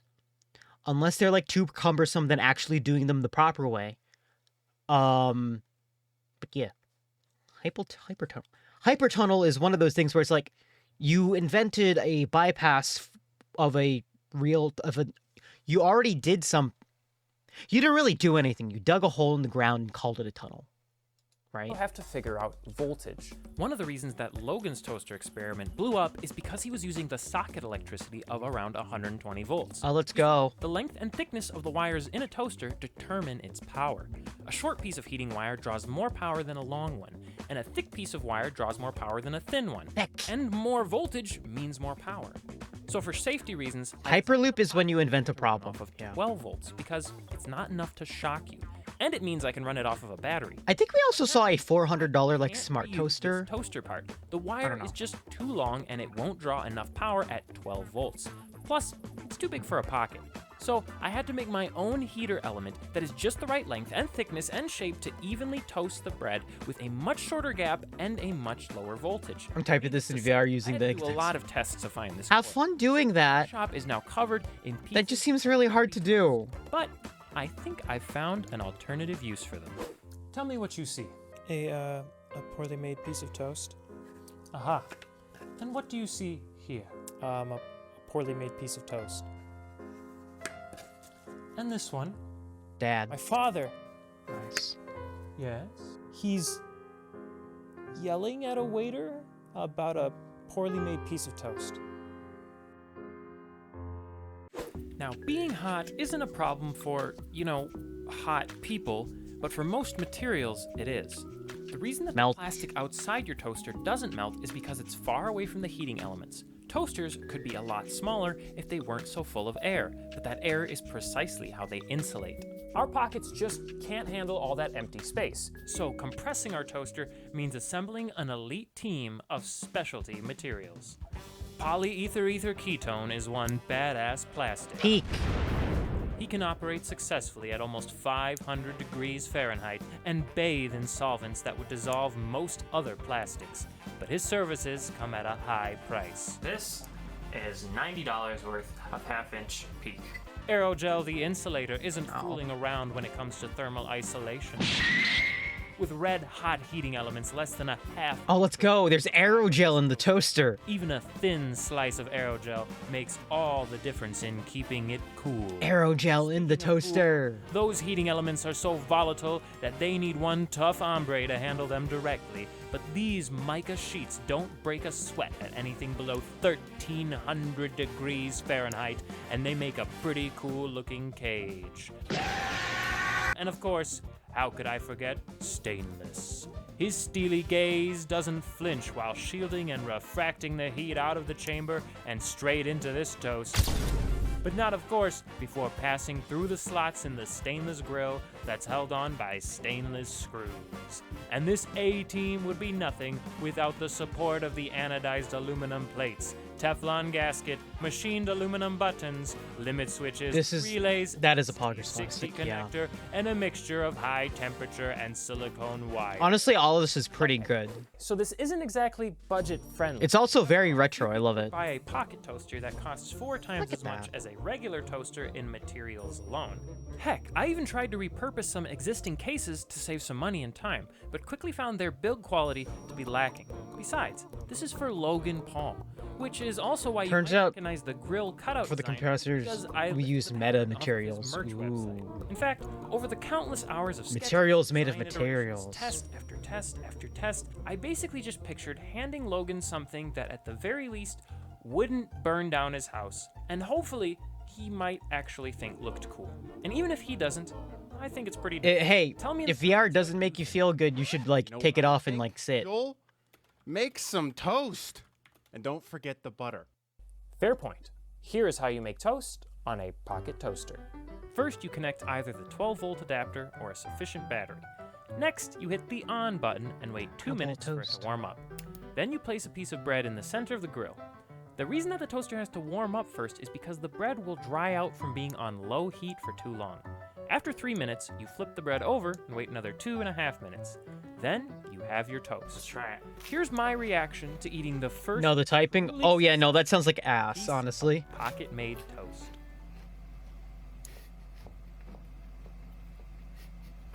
That's toast. Mission accomplished. That's toast. That's toast. Now at this point, I can tell you how the bottom is almost 700 degrees cooler than the heating elements after toasting a piece of bread. Ah, Or how spicy. I can make about 3 pieces of toast on this battery. Or I could show you some fancy thermal camera scans to pinpoint the exact temperatures of the various parts. This thing took so much work that there's just no way I can cover even half of it in one video. But I bet I want this project on GitHub. Logan Paul thought. And frankly, So would I, so let me tell you about that after a quick word about today's sponsor. I want this shit on. I want this project on GitHub. I want to make one. Your website and fostering an If I had that much money, I don't think I ever will. But you know, whatever. Replies and likes. They also connect you with your audience to generate revenue through gated members-only content. You can manage your members, send emails, and leverage audience insights all on one easy-to-use platform. Their powerful blogging tools can categorize, share, and schedule your posts, and you can display posts from your social profiles on your website, as well as automatically push website content to your social media channels for your followers to share. They even have new third-party Squarespace extensions to help you manage inventory, promote products, streamline bookkeeping, reconcile and file sales tax, and ship items across the globe. So go to squarespace.com for a free trial, and when you're ready to launch, go to squarespace.com/. I think my Twitch ads started at the same time the sponsorship ad actually started on the video. Was I able to reach Logan Paul? I think. Well, last week when I finished the Pocket Toaster, I had my agent reach out to his people, but we sort of got left on red. Now, I'm sure that he and his team are super busy, which means that if you want him to see this, I need you to like, share, subscribe, comment, and run around your neighborhood with body. Too much meta materials? In the meantime, I'm eating crispy bread. No, it doesn't sound familiar. Arcade and anywhere that my pockets take me. I'll see you next time. They sound familiar, but I don't know. You forgot the butter. There's no butter in this video. Are carbon nanotubes a metamaterial? Top of the morning to you, laddies! My name. Oh, nope, that's an autoplay. We're not doing that one. We are not watching a video about how I program my bidet to play Megalovania. We're not. Okay, this one is a bit of a slower video, but I thought it was interesting because it was also a DEF CON talk and a scam, and also involved coffee. So, lots of things. All right. So, this talk is from Nina Collars. The video is literally entitled Confessions of an Espresso Money Mule. I thought it was just funny because of the title, also coffee. You know? So, this one may be a little bit dry, but, you know, we'll see. Many materials, artificial, oh, that sounds cool. I need to learn more. Right. Money Mule video. So, hi, I'm Kitty. I'm known by, a couple other handles, but mostly in my workday, people call me Nina. Before I give my talk, as you can see on the screen, I do have to say, I'm required actually to say, that the views expressed here do not necessarily represent the views of the Navy, the Department of Defense, or the U.S. government. And I'm required to say that because technically I'm a Fed, I guess. In my workday, I'm a professor at the Naval War College inside the Strategic and Operational Research Department, which really means that I study emerging technologies and how they affect warfare and defense, and that would include the cybering. And so that's part of why I'd follow your community. But the cybering, that actually has absolutely nothing to do with what I'm talking about today. Last year, right around August, I bought a used Nespresso maker, and so I just wanted to come and talk about the story about what happened. So with the company stuff like a negative index the of pods and the makers are purchased what mostly online. There are some boutiques across the country, but by and large, you can buy your coffee from Nespresso directly from their website. And so with my new used machine, I realized that the pods were really expensive. So I decided that I'd have a look to see if I could get them somewhere for cheaper. And it turns out you can. You can get them on eBay. So in fact, scandalously cheap, and I found a listing in which the current bid was about half of what I'd pay if I were buying directly from Nespresso. The only trick was that I had to buy 200 pods at a time. It's not a big deal. I drink a lot of coffee, so it seemed fine. I set my bid, I wandered off, and when I came back, I'd won. So I paid with PayPal, and I moved on, and a week or so later, my coffee arrived. But with it, part of the military-industrial complex. In a separate box. Coffee might be part of the military-industrial complex, but then again, it's the part of a lot of other. It was a brand new espresso maker. It's a lot of other things. In addition to the coffee that I'd purchased. And so you're looking at a Nespresso Pixie. It's one of Nespresso's most compact little espresso makers. It retails at about $280, and it takes small coffee pods. They're about 70 cents a piece. So this initially just feels like an ordering mistake to me. And so I go back to eBay to figure out whether I had accidentally pushed some buy it now function and purchased it, but I hadn't. So I turned to the packaging on the boxes. I opened them both up. In World War I, soldiers got a third of a pound of coffee a day. I mean, not only does the invoice have the same sender, and both are intended to. Coffee did a lot of things for a lot of but people, they're shipped good or directly bad. from Nespresso. It is a powerful influence, and that's why I study it like Some third magic. party. So I turn again to eBay to look at the transaction and compare it to the invoice, and I find out that the seller's name on eBay, let's call her Sue from Chicago, that account holder's name is nothing like the account holder's name on the Nespresso side. We're going to call him George from Poughkeepsie. In addition, Sue from Chicago had a zero seller rating and had just opened her account just a couple weeks prior, and the only thing she was selling was Nespresso. So at this point, I'm starting to think, this looks a little bit like fraud. So I decide I'm going to escalate, I'm going to find out, and I call Nespresso. A little bit reluctantly because I'm sort of greedy and I would really like to keep the machine. So I explained to customer service that I had not ordered the machine, but I had ordered the coffee, but I hadn't purchased it directly from Nespresso, but instead from eBay. And so she could confirm to me essentially that yes, in fact, George from Poughkeepsie's credit card had been charged. Basically, no. For both items. So I said, you might want to call George and let him know, or I'd be happy to call George and explain what's going on and find out whether or not he really had intended to send me this really nice gift. And she noted that, but she said she wouldn't give me his number. So I had no way to prove any of this, but I kept thinking this has definitely got to be fraud, but it wasn't clear to me who was losing out in the game. But I told Nespresso, please send me a prepaid mailing label, and once I got it, I would happily send back their machine. This is a ploy, you know, because manufacturers never want the machine back. She took my information, sent it to fraud department, and then told me to watch my mail. And if they wanted it back, the fraud department would send me a label. I obviously still have the machine. But my ethics are restored, right? I've reported the fraud, and I get to keep the machine. In the meantime, I still can't quite figure out what's happening. So I Google around a bit, and it brings me to Krebs on Security's site, and I find this graphic, and it helps me explain sort of what might be happening. So this is triangulation fraud, and if you're not familiar, you've got a three-part triangle there, and the whole trick is to convert a line of credit into cash using the seams that happen between companies, and the last step in that chain is what they call the mule. That's the person who's doing the cash conversion. The fraudster steals somebody's PII and establishes a credit line, or they just go to a carding site and get a card. The fraudster identifies a major company, in this case Nespresso, and they're selling semi-luxury goods, and they set up an account with that company. The target company usually has really reliable fast shipping and a simple account system that doesn't have too many security checks to it. Then the fraudster sets up their eBay account, sets up a fake profile, and starts selling stuff super cheap. When the auction completes, the eBay account, the unsuspecting buyer sends their money to eBay, and they have now become the mule, right? They have given the fraudster the cash they need, but remember, the fraudster's selling something they don't actually own. And the eBay process won't complete until there's a shipping invoice that's generated.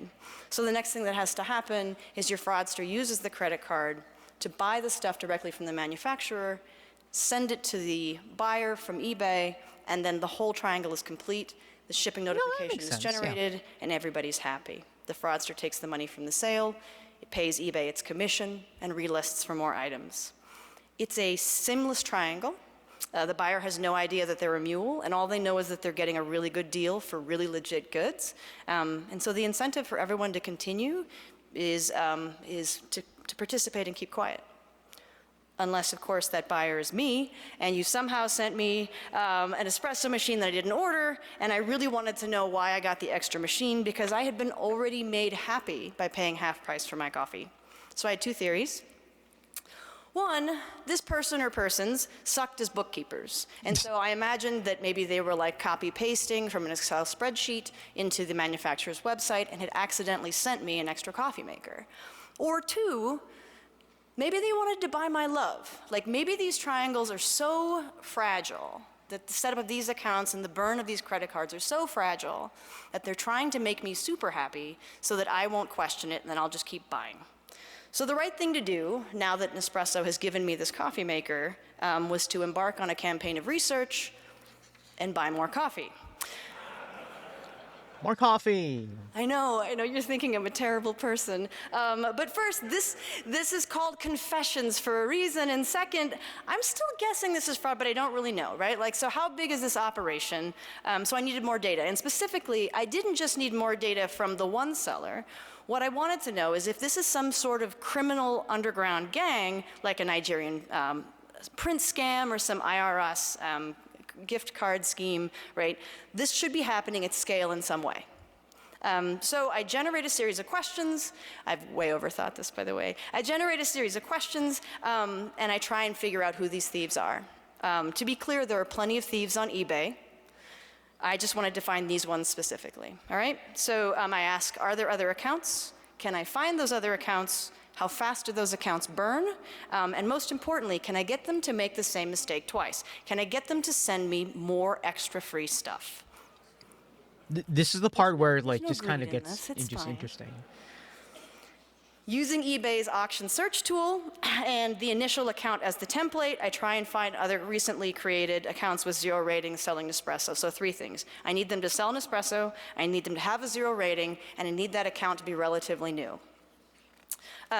So if the fraud triangle is sloppy, as I think they probably will be, then there's probably some laziness. There's some duplication in description and the use of images, which makes the search easier. If these triangles are fragile, that means they burn really fast and I have to look at them often, like every day. All right, so eBay lets you automate these searches. So I set my template and I set the search for 200 capsules at $99. I search for espresso machines as well, but it doesn't kind of create any good pooling data. So I stick with just looking for capsules. And each day I get in my email box a report of the results, usually 100 or so, and I have to weed through them. And at the outset, it's a little bit hard. It takes me time to find my specific set of coffee thieves because while it's easy to find someone selling a lot of coffee, it's harder to figure out when the account is brand new and when the account has a 0 rating. And that's actually due to eBay's design. So if you look up at the image, you will see those stars up there. One would think that that's a seller rating. That's not a seller rating. That is actually a generic review of what people think of Nespresso coffee. But it makes the buyer think that that might be a seller rating, and so you feel calmer, you feel like you're more reassured. In fact, they bury the seller rating for brand new accounts near the bottom in tiny font.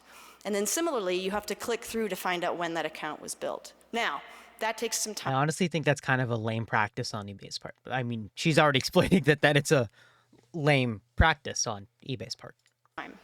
But the good news is that eBay's website wants to help me, right? So every time I do this search and I resolve it, it's watching me do that. And so even when my clicks proved unsuccessful, it would offer on the bottom of the screen, here are some similar items. Maybe you want to buy from these people. And so often I ended up uncovering the accounts that I was looking for through their own website offering stuff to me.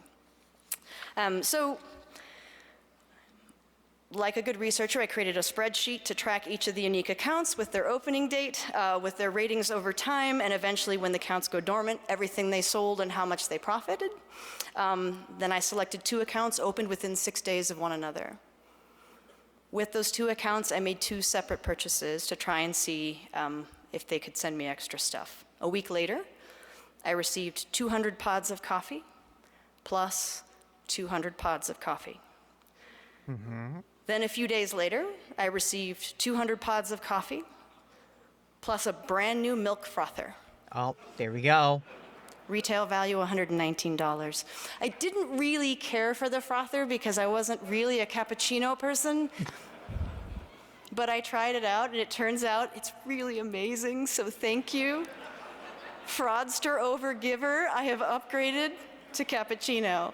Remarkable, really. But more importantly, I found them, right? And so looking at these 2 brand new accounts, buying from these 2 accounts, opened roughly the same time, I had managed to locate them, right? They were, yes, using the same images, yes, using the same descriptions. I tried to write them emails and chat back and forth, ask for different flavors of coffee, sometimes just to say hello, but they never wrote back. I also did, by the way, look on eBay's reports page to try and report these accounts because I realized like this is not good. I shouldn't participate in this, right? So it turns out you can't report fraud on eBay's website if you actually received the item. So there's a thing for didn't receive the item, there's a thing for damaged goods received, but there's nothing for I got extra stuff and I'm trying to report this, right? So didn't work out. So anyway, okay, so I give up, right? So, okay. So we're now 3 orders deep in my research campaign. I isolate 2 other closely paired sets of accounts. I complete another 2 purchases, and the first order arrives again. The amount of research she does for this is very good. 200 more pods, all right? So I get twice the amount of coffee again. But the second one, something finally interesting happens. The fraudster wrote me a letter. It looks like this. Yay. Hello, friend. First, thanks a lot because you choose my listing to buy. Second, I'm so sorry because this product is not in best condition, so I can't send it to you. Because I will always want everything best for you. My mom has sick on hospital now, so I can find any other item in best condition to ship to you, and I have to go to the hospital with her now. So I hope you understand for me and let me cancel odor. Thank you, and God bless you. Cancel odor. What a nice guy. And my money was refunded to me. So, of course, I replied, I'm super sorry your mom is sick. I will order again in the future. That account did close about a week later. I was weirdly sorry to see it go. But it was a super polite fraudster, and I really hope his mom is okay. On the research side, I took that letter, of course, as data. I spent a few hours searching for a tool. In my wild imagination, I was hoping that perhaps someone had created a like an English language grammatical error guesser, right? And that it would somehow like be a crappy version of Google Translate, except it would attach like what other language might be making these mistakes. Turns out that tool doesn't exist. Project for you. In its place, in a moment of poor judgment, I decided to ask my friends who speak other languages whether or not these errors looked familiar. Nobody seemed to know what I was talking about, and it started to feel a little racist. So I stopped that line of inquiry pretty fast. But I'm also, broadly aware that that fraudsters will emulate not being able to speak English to kind of throw you off their trail. So I don't actually know whether or not they're domestic or located in the U.S. So anyway, at this point, the whole coffee thing had gotten way out of hand. My conscience is weighing on me. Look at all the coffee she has. It's time to stop this game. It really is. So I don't need that much coffee, and I was about $100 per data point. Like each time I'm paying about $100 to learn more about these people. I am not independently wealthy. This is not a sustainable venture. So, okay, so here's the final tally. This is a version of my spreadsheet. All those accounts are dead now. 5 attempted purchases, 4 were successful, 1,200 pods total, 1 frother, 1 espresso machine. I spent just under $400. The value, again, not on sale. Nespresso has good sales, by the way. Just under $1,000 of goods received. In October, I took all this data that I'd collected and complete with the names from the invoices, the accounts, and everything that I had in paperwork, and I sent it all to the FBI to try and see if they could figure out something to do with it. I also reported all of this to eBay and anybody else who would listen. 30 days following that report, I never got any response back from the FBI, but 30 days following that report, the activity seemed to stop. So maybe something happened. As far as finding out who these people were, I didn't have very much. I really wanted to uncover some kind of cool underground, like credit card scheme from Morocco or something, but it didn't happen. There was none of that was in the offing. But this isn't a hero story, right? It's a confession. So here's what I learned. When I started telling people this story, when I started explaining what was happening to me, people often told me that this was a victimless crime. The more I thought about it, that's just not true, right? The little I do know about George from Poughkeepsie, because I did a lot of research on him to try and figure out if I could contact him, and some of the other account names, is that they were all over or at retirement age. We're talking about a vulnerable population here, right? And these aren't victimless crimes that the victims don't know how to mitigate the damage that's happening to them. They don't even know what's going on. Recovery from identity theft works for people who are equipped to deal with it, but not the elderly. And so we're just not far enough along in this nation trying to figure out how to protect those people. 2, for this kind of scheme, it's easy to be unknowingly complicit. It's also super easy to be knowingly complicit. And this is a story about thresholds. So under a certain threshold, the incentive is to cheat. eBay doesn't care, Nespresso doesn't care. And at the end of the day, you're getting your goods for cheap, so your incentive is to cheat as well. If it exceeds a threshold, everybody gets excited. But before then, it's all priced into the market. The insurance cards have got it, everyone's got it covered, eBay's got themselves covered. And so really, the only person who's gonna stop it is you, or me. Then I've stopped. I won't do it anymore. It's not okay. All I have left is this confession and my promise to walk away from all of this. And I have a lot of coffee. Awesome. But maybe I can do one last good thing. So up for auction is this wonderful, gently used Nespresso machine. Honestly, she did a very good thing by just straight up selling it. Or, well, you know what I mean.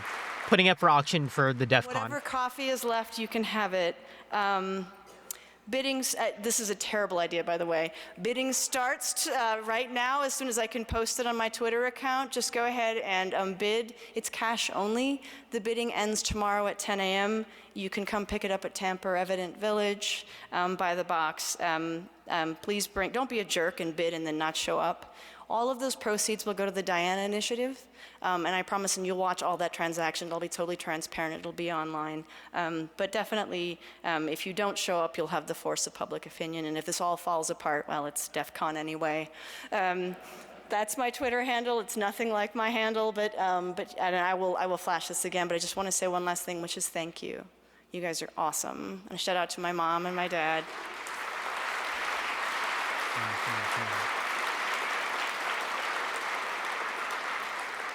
All right, so that's my Twitter handle. So if you're interested in owning this little baby, it's all yours. Bidding starts at $1. Just wait for me to go ahead and raise the Twitter account. Thanks. But yeah, like that's kind of, I thought that was just interesting because you just have to remember that like,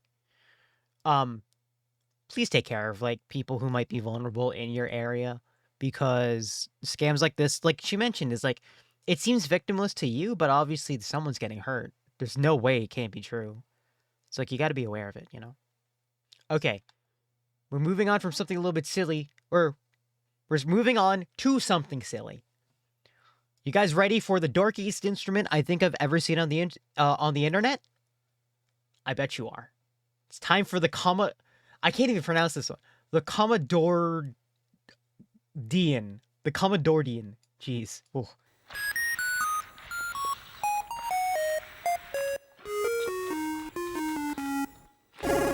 This is my latest invention, the Commodordion. Commodore. Two C64s attached to a bellows made out of floppy disks and tape. Just as on a regular accordion, the right hand plays melodies, the left hand plays chords, and the bellows control the volume. And I'll explain how that works. Isn't it so dorky? Like a regular accordion, I love it! when you hold the bellows quite still, the volume doesn't drop all the way to 0. And this is deliberate, and it's because the left-hand side also functions as a rhythm box, where you can record a short loop. You enter programming mode with Shift Lock. So let's start recording. This is the metronome. It comes with a metronome. Let's add some drums. Let's add some bass. And some arpeggios. Now we can leave programming mode, increase the tempo. And now the left hand no longer plays chords, it modifies the loop to play a different chord.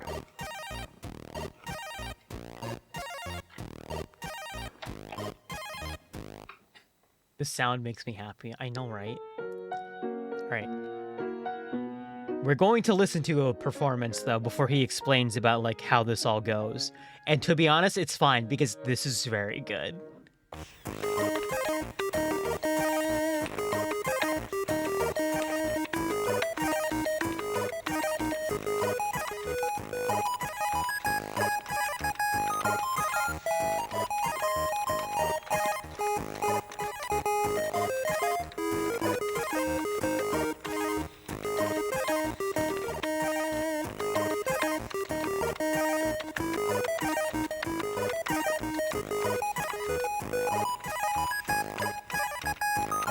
Retro music. Inject this stuff directly into my veins. Look how good this is.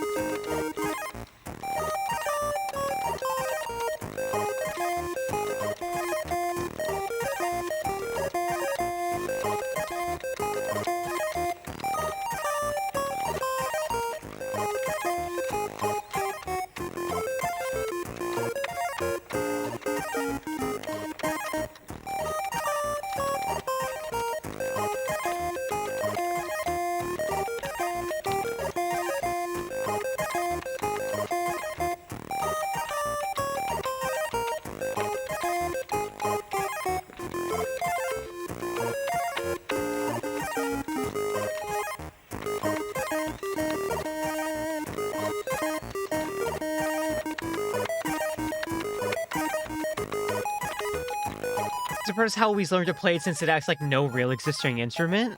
I mean, it looks like he's playing it like, I mean, it's set up, it sounds like it's set up like a keyboard, so. I mean, to be honest, accordion players are pretty amazing, to be honest.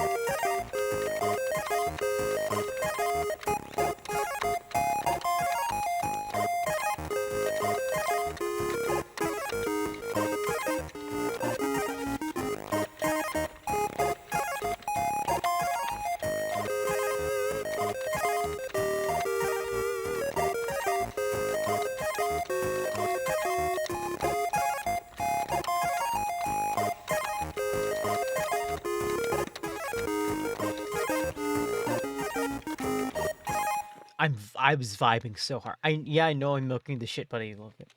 At the same time, I can't get enough of it. It was really good. So good. It's just really fun.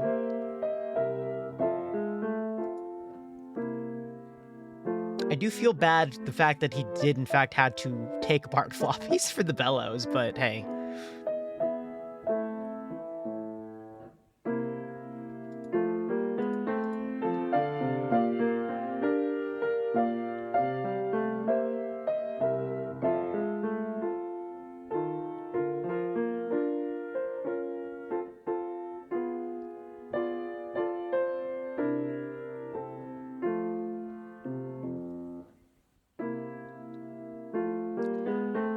I like how he heard your concern. I mean, when I was working at another like place, I did manage to find old floppies and stuff. So like, fair, but also like, is that just tape? Oh, he's taping it all together.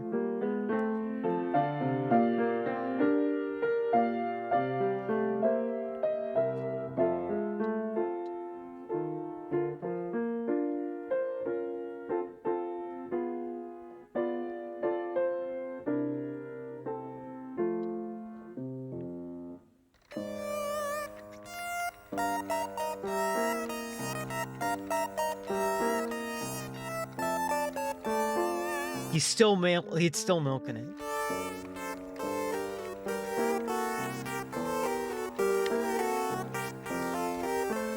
I do not mind because honestly, the synth noises coming from this thing are really good and I like them. So I'm just here enjoying myself.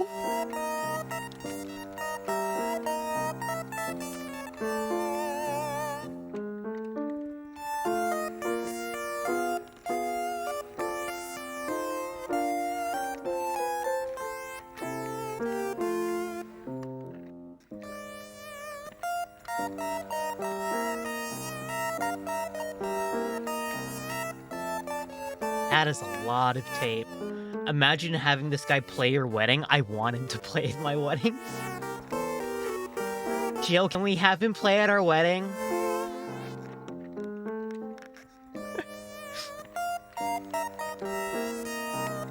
Please?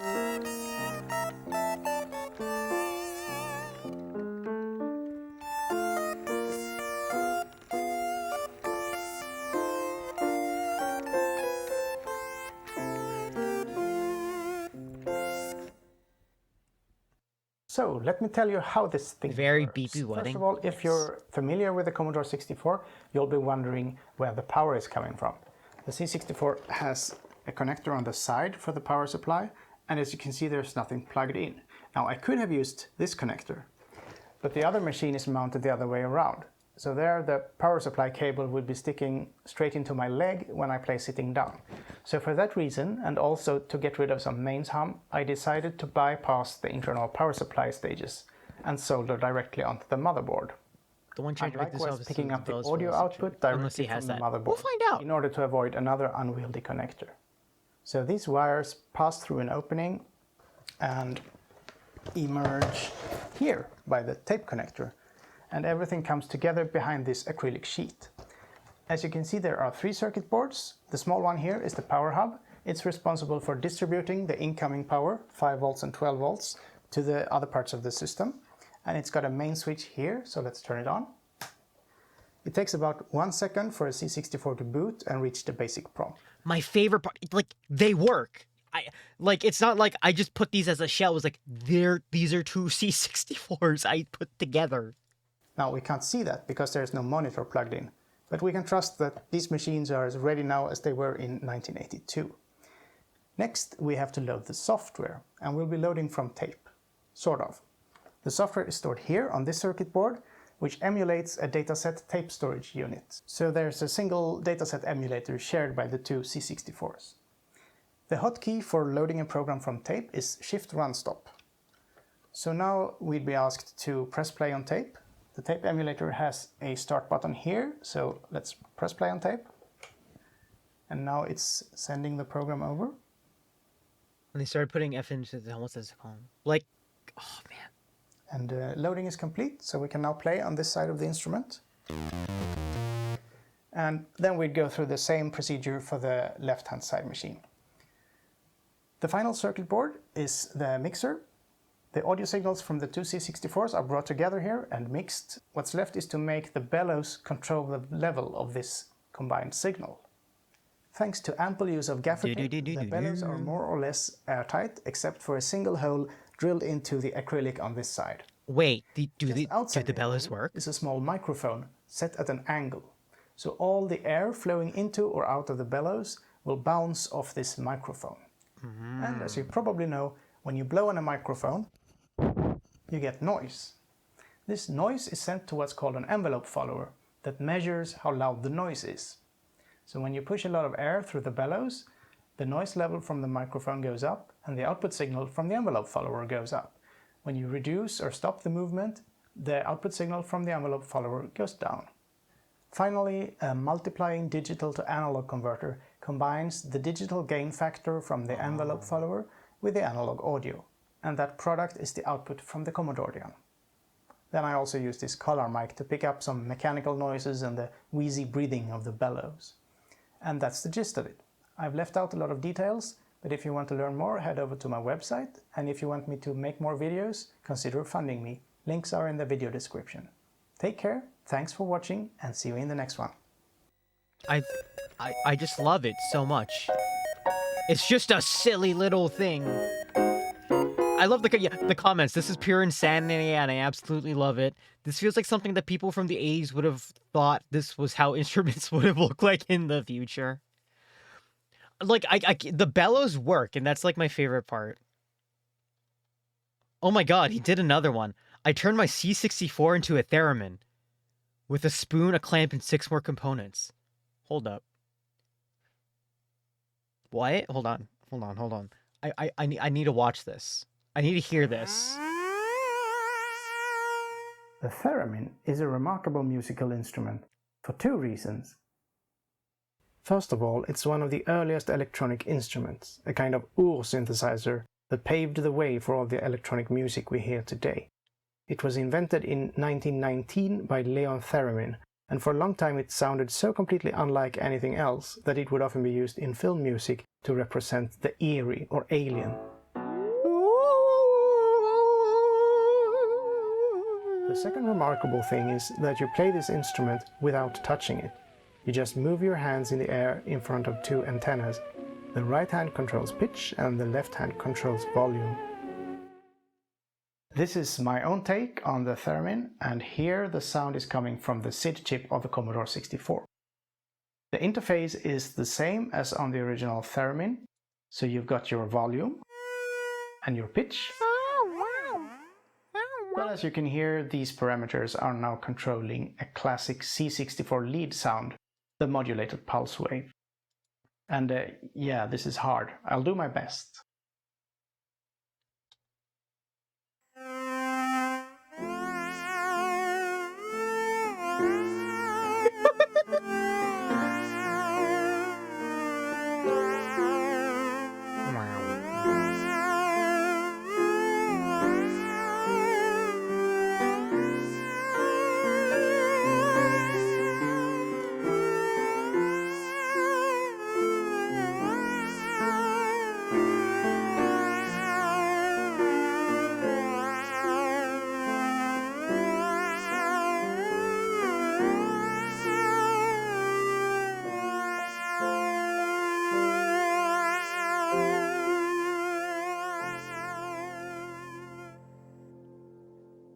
I don't understand how theremins work, but this is nuts. It's...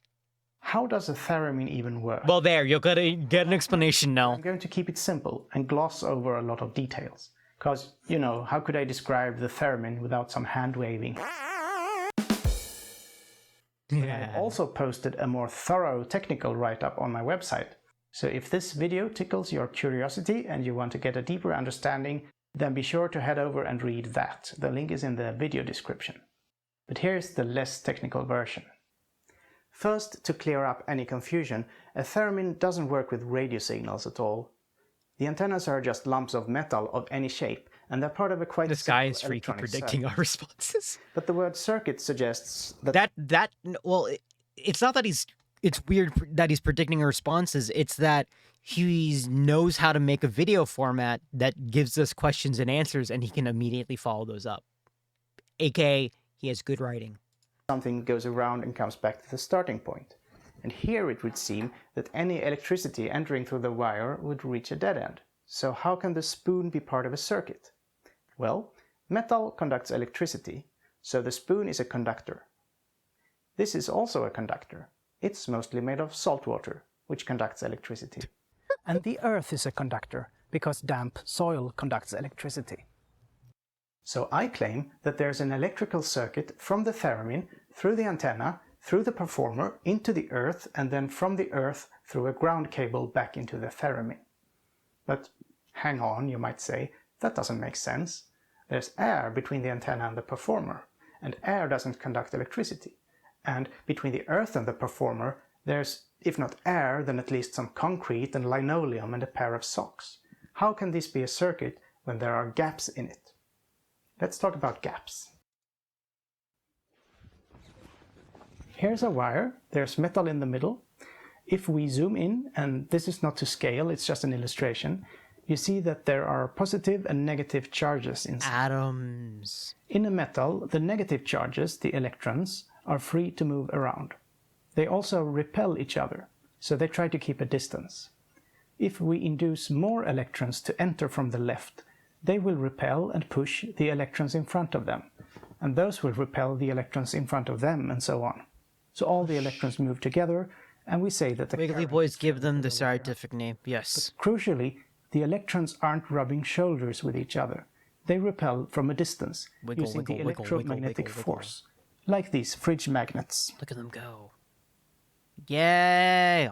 Now let's examples. The conductor, like this.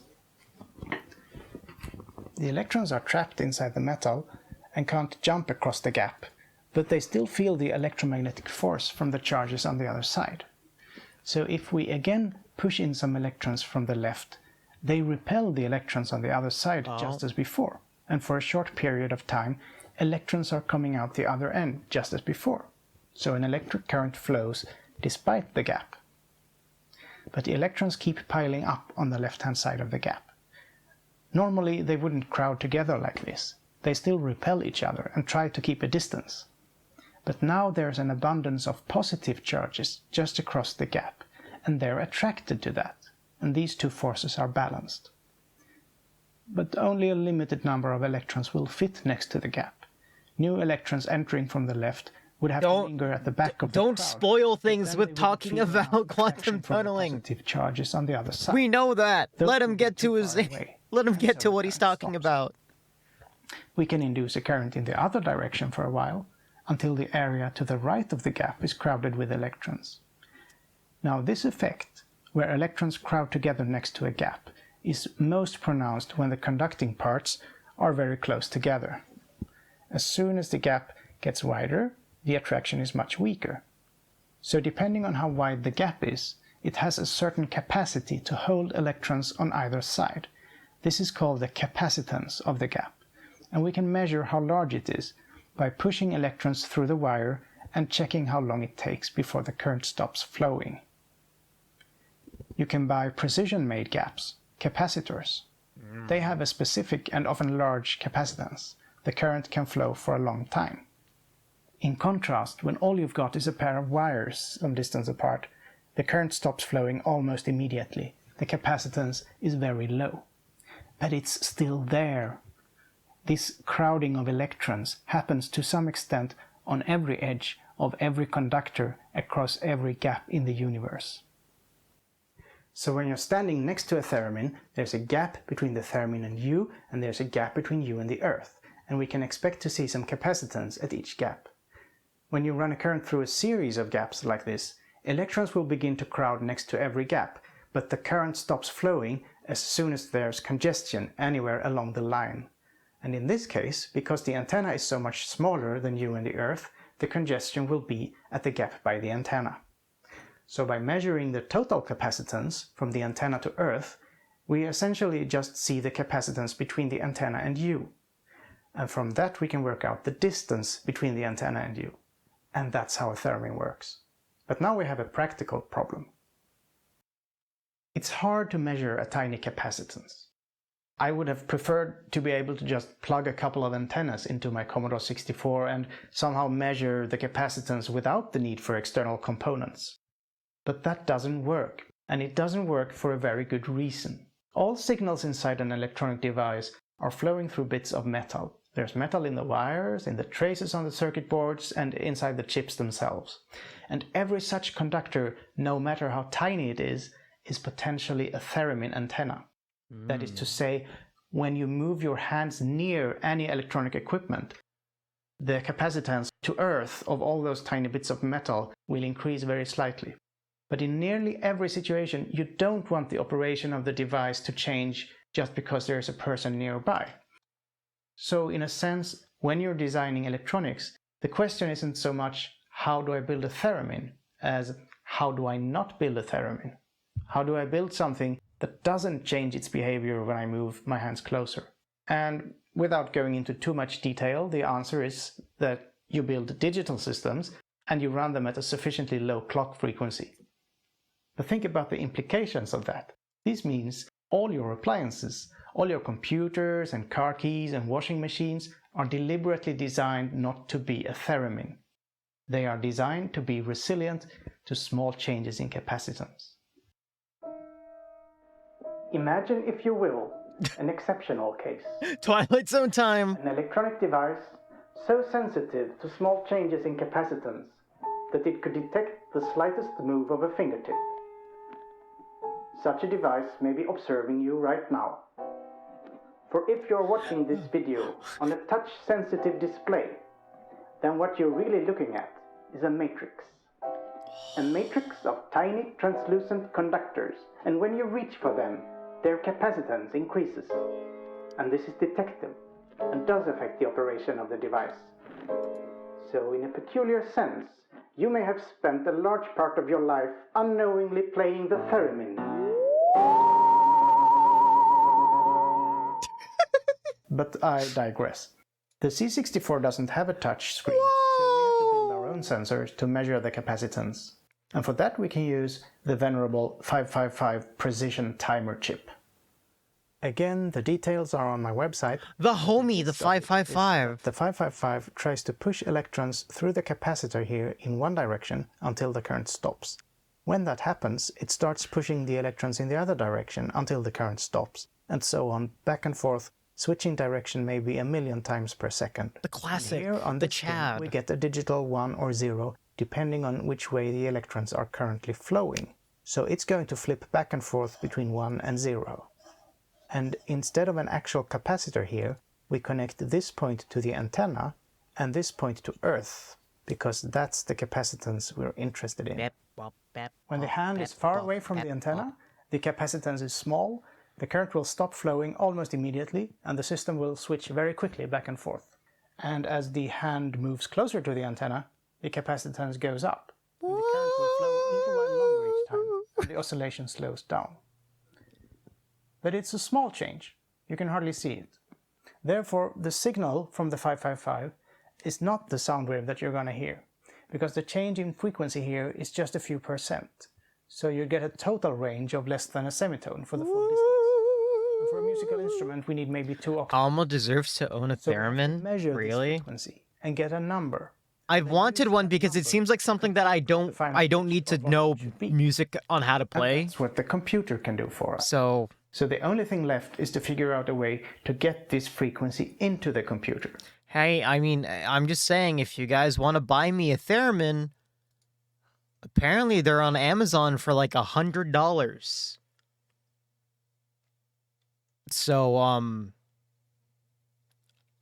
not saying I want one, but I'm saying they are within the grasp of people. I mean, it's cheaper than, but like at the same time, like the what's the word? The amount of technology in a theremin does not seem hard to get, like a lot of. And wouldn't you know it, one of the lesser known features of the C64 is that it's equipped with 2 pulse counters, accessible via the so-called user port on the back. So we connect the 555s. If you want to make those kind of noises about buying theremins, fully recommend them on video frame. We reset the counters. But isn't a monotron delay the same price? At the end of the video frame, we read out how many pulses. Monotron delay is $40. Proportional to the frequency. So, to recap, the distance from the, that's tempting. The antenna affects the capacitance between the antenna and Earth. The capacitance affects the frequency of the 555 oscillator.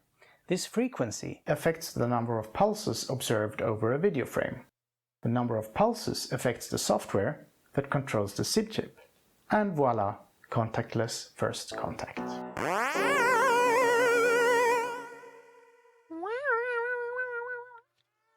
Big thanks to my supporters on Patreon. But also at the same time, it's more funny to make these noises with your mouth.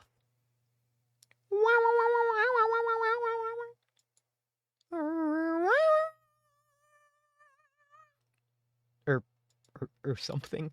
Okay. Last video of the day. Oh god, all the videos are playing at once. Make it stop. Every post is like a written statement. All the videos are playing at the same time. Stop. Okay. Almost saw a guitar pedal that plays Miku noises. I feel like I know exactly what you're talking about. Hold on. First result.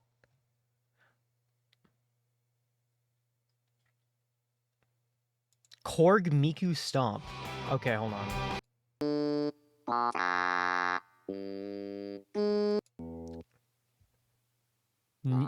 There's a section just for Nyan.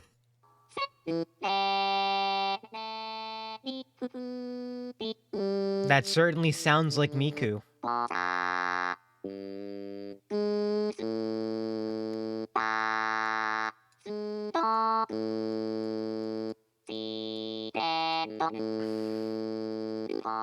Please change it to something else. Oh, there we go. Miku sore throat noises. This is Miku. This is Miku before a concert. This is the sound check. Sound check, Miku.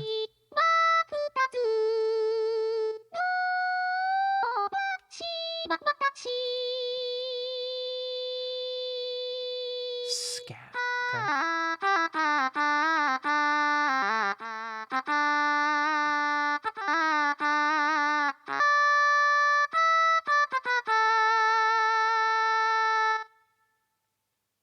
Does it sound that bad? Hold on.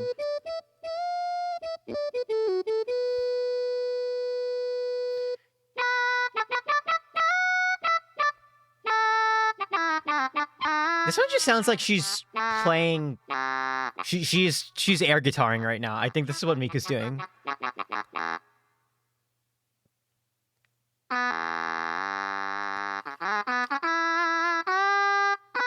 Problem is, it needs something like auto vibrato. Well, the vibrato is going to be brought in by the actual the performer. So.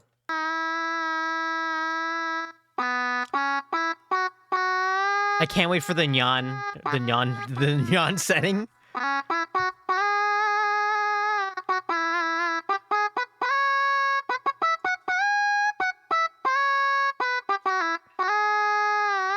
Oh yeah, see there it is.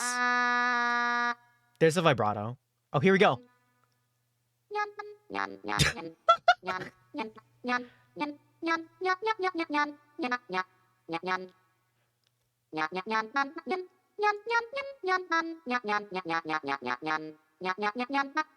Yan. Frey.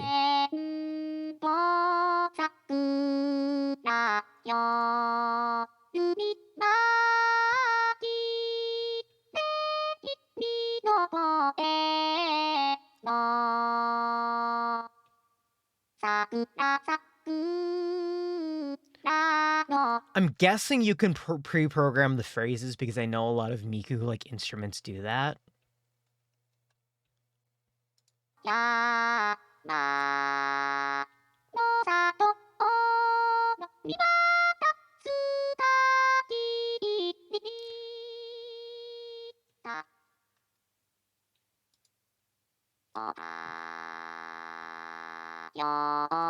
Hold on. When you turn on a console for the first time. I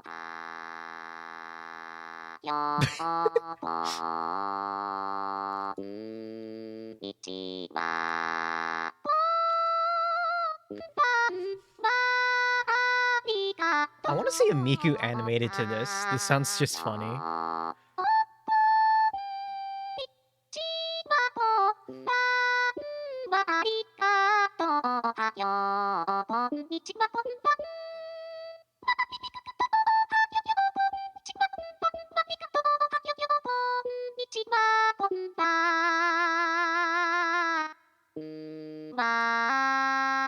It just sounds like noises at this point. Anyway.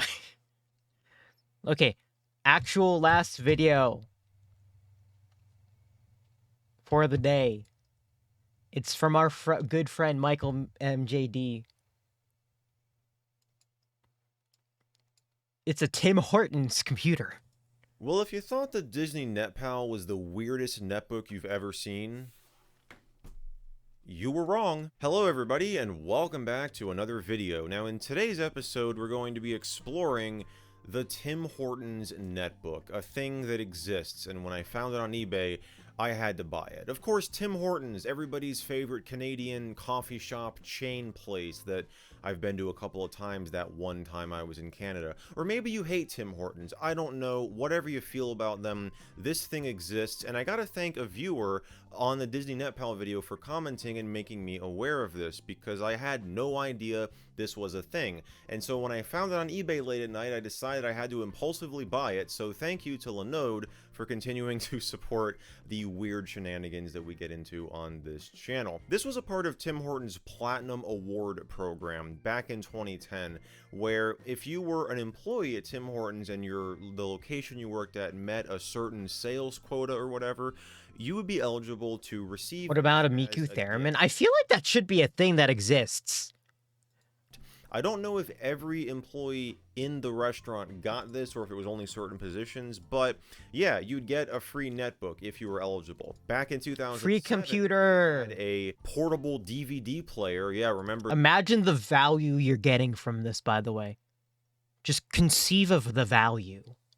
Those things, so they had it's not worth a lot, granted one of those, but still very good yet now. And according to a Redditor back a couple years ago, they had Google Home Minis. 2010 imagine you can get a Theremin mini controller, which you might think is really cool until you realize that this thing runs Windows CE. Yeah, so it's not even desktop Windows. You can't run desktop Windows applications, but you can like browse the web and, you know, do email and other stuff with it. This is definitely on the low end of the netbook spectrum, as you're going to see once we open this up and explore it. So let's do that. Here's inside the box. You have a power adapter here, 9 volts, 1 amp. Hooray. So we'll set that aside. We have a USB to Ethernet adapter, which interestingly is like a translucent clear blue plastic, and this was looks cool included in here because I found an unboxing video from like 2009 when this thing first came out of like an unbranded one, because from what I understand, this right here is like one of those unbranded computers that you could buy in bulk and slap a logo on and like pass it off as your own thing. Although I don't know if you'd want to say you created this, because I don't think anybody would ever want to go to a Tim Hortons ever again if they knew that who else had they these? Manufactured this. Right here we have the manual. This is the E70006 series user manual. They've got the logo. Boy, that sounds so good. Actual computer as it is right here. And it runs Windows CE 6.0. Ah, glorious. Table of contents. Introducing Netbook. Emergency shutdown. In case your operating system cannot properly turn off, there is an additional way to shut down your netbook. It actually tells you how to hold down the power button. That is hilarious that they have that described in here, how to like force shut down a computer. But anyway, let's go to page number 1 here and take a look at Introducing Netbook. Notes for this manual. Information provided in this manual may varies from model to model. May varies. May not have some of the features described in this book. So they're basically saying that they could put anything in this box, and it doesn't have to be like all the features in here, you know, might not actually be on the computer that you have in here. This book reserves the right to change any information without any notice. Okay, so the book can just decide to change its information without notifying you. Someone can, like, I don't know, break into your house at night and swap out the manual, and you can't do anything about it. That is the funniest line I think I've ever read. The book reserves the right to change information. It's like a legal agreement. They're obviously talking about, like, if they release a new version of this and package it with newer models, but they're not going to send that to every existing customer. Like, oh my gosh. Yeah, we're just going to set the manual aside. Anyways, let's take out the glorious Tim Hortons netbook here and explore this thing. And it looks like trash. So first, self-altering books, those are the worst. I'm pretty sure self-altering books would be considered an SCP. It's the rule of unboxing. Whenever there's be a very fun SCP though. Bring the thing next to the microphone and just take it off. But yeah, anyways, so before we open this up, I want you to imagine in your head the biggest laptop bezel that you've ever seen. The biggest screen bezel. Keep that image in your head, and now take a look at this, because this this right here is like the largest freaking. Oh my, do you know how hard it is to categorize a library book that changes its genre weekly? It's hard. Oh my god! I feel like that should be a separate category of genre-changing books. You just leave it as like a book. Oh, that is not pleasant to you. Just put them all in a bookshelf and let them sort themselves out. Trackpad here. But the keyboard looks like it's bending. That wasn't intentional. Like it's bowed a little bit, so that's great. I mean, I guess the keys have like travel. I mean, they like press. But it's just like I would not want to do anything with this for a long period of time. In terms of port Category selection, stinky you've mini got, butthole. 2 USB Yeah, ports. So if you want to spare yourself from the keyboard and trackpad, you can plug in, you know, a real input device. And you've got an MMC or SD card slot here on the side. You've got your tiny little power connector, and you've got headphone and microphone jacks. This guy has better I/O than a MacBook. So I guess it passed quality control, hopefully. And yeah, it runs Windows Embedded CE 6.0 Pro. It doesn't even run a full version of Windows. Let's go. According to that sticker. It runs a mobile version. I wonder if there's any battery life left in this thing. Let's see. Well, that answers that. Terrible, stinky computer. Floats. Ooh. All right, we're gonna plug this thing into the wall, and we'll see what's on it. All right, full disclosure, I've got a keyboard and mouse. Terrible, stinky, trash computer. I just would much rather use. Let's go. Peripherals. Yeah, we got some icons on the desktop here. We've got, you know, my computer, recycle bin, Internet Explorer. Why is the screen like DS sized? Because we're not on. I don't know. This to be a cached page, so that's. When was this made? Did anyone catch when this guy was made? Positions, but yeah. 2010. You can't be this bad in 2010. Like you could get a computer in 2010. Well, that answers that. Like, it's stone dead. Here we go. Or okay, I assume this is a cache because we're not on the internet, so this has to be a cached page. So that's interesting. So here's an old Google homepage. What if you could load YouTube on it? Let's connect this thing to the internet so that we can go. The bezels are so funny. Wi-Fi power is how we do that. Okay, well yeah, power on. Oh my god, what? Did that just lock up the computer? I think it did. I can't. Oh my gosh, that just literally locked up the entire machine. I can't do anything. All right, so we gotta. Oh wait, how do we force power it off? I gotta get the manual. Yeah, I thought my triple. So maybe the Wi-Fi. It was like way better than this. Because evidently powering it on like screws up the entire thing. Let's try to power it back on. We tried to turn on the Wi-Fi and it killed it. A good sign right off the bat. Off the bat. See if there's an good start. Maybe it's already on. Okay, so here's your like specifications and info down here. Okay, that's volume and sounds properties. Oh, what the hell? I find it interesting how like the windows here, how they're skinned to look like the Luna theme, but the start button and taskbar are not. Yeah, I've not used this particular version of Windows CE before. I did use, I believe it comes with Messenger and Microsoft Word Pad 5.0, which is had a Windows not CE emulator Word site back in like 2009-ish, I believe. And I used to mess around with that. Okay, that's power properties. I guess this is probably brightness here. Yeah, backlight adjust. Ah, it's the input panel. Okay, so if you want the on-screen keyboard. Windows CE. They have so much space for a bigger screen, but they just didn't. To use the. It feels like a toy. Can you resize? Computer. Are you serious? You can't resize this? You're kidding me. Unless I'm just not getting right. I mean, I'm getting right in the corner here, and it's not. It feels like a toy computer. Or no, that just right click on the desktop, so that's not doing anything. Go away. All right. I'm just gonna drag this down here and just leave it there for now. Yeah, it tells you to turn on the Wi-Fi power from looking at the manual, and then an option will appear in the system tray here for, you know, connecting to a wireless network. So I don't know, let's try this again. I mean, we do have the USB Ethernet adapter here. A basic function of the computer will fail. I mean, I would like to just try the Wi-Fi. Go. All right, here we go. Oh, I think it worked. Oh, here it is. All right. It worked. Found my network. I put in my password. I'm currently connecting to it. And let's go to IP information here. Yep, we've got an IP address. Okay. It works. So, yeah, it works. It just, for whatever reason, decided to crash the entire system when we went into Wi-Fi power the first time. So, I mean, it's nice that you've got, since there's no, like, hard toggle on the machine itself, you do have a way of turning off Wi-Fi. If you wanted to. McDonald's So, yeah, American Idol MP3 player has a better screen than this. I'm sure it's not able to load the page properly though. Oh, did it? I'm pretty sure toy computers have a better resolution than what we're getting right now. That's still the cached version. Let's go to the old net and see if it can pull that up. Yeah, so it actually pulls that up. Let's see if everything displays properly. Still loading. We can't really interact with the page here. It's still downloading. Also, old internet, very good website. Downloading some images. We got the scroll bars now. Oh, and now it's just starting to respond to my scroll. The screen is a that sticker. I did like a couple seconds ago. So yeah, I mean, of course, the old net is designed to work with older browsers, so you'll be able to pull up pages on it just fine, no real problems at all. Though it is, oh my gosh, the scrolling is so delayed. I am not scrolling right now. Okay, so I'm going to scroll up.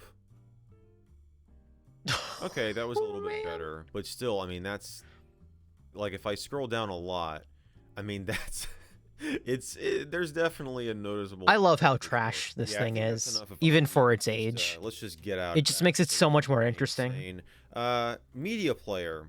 If it wants to start up here, did I actually double click on it? It's usually supposed to do the like loading thing when it like, you know, grows from the center, it pops out. The reverse of when you close. Come on, load Windows Media Player. That. It's supposed to do that. I believe in you. CE Messenger. There we go. Thanks, Media Player. Oh god. I am part of me wants to like, you know what? Let's just do it. Let me grab an audio file, put it on here, and we'll test the wonderful speaker quality. Which I can tell from the sound effects is going to be an amazing experience. All right, so I've got a USB disc. Oh my with god. On it. These are two MP3s, and it looks like I want to open up in Core. I guess this is Core Media Player, which I think was that other icon on the desktop, right? Yeah, this other player. So okay, we'll just go in there. Let's go back into my computer. Go to the USB disk, and I've got the wonderful Pictionary NES title screen music produced by the legendary Tim Fallon on here. So let's just open that up and take a listen to it through these glorious speakers.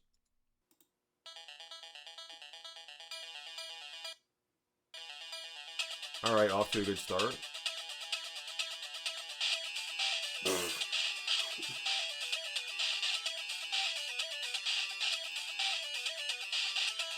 Real gamer music going on right now.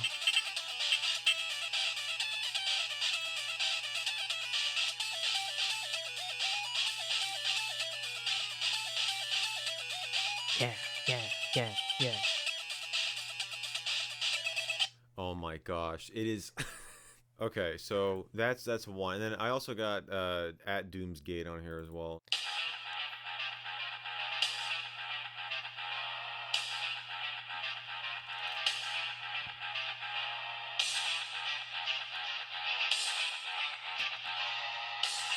I feel like if you I'm trying to find where the speaker is on this thing. There it is. Bottom firing There they are. speakers. You got two wonderful speakers on the bottom here.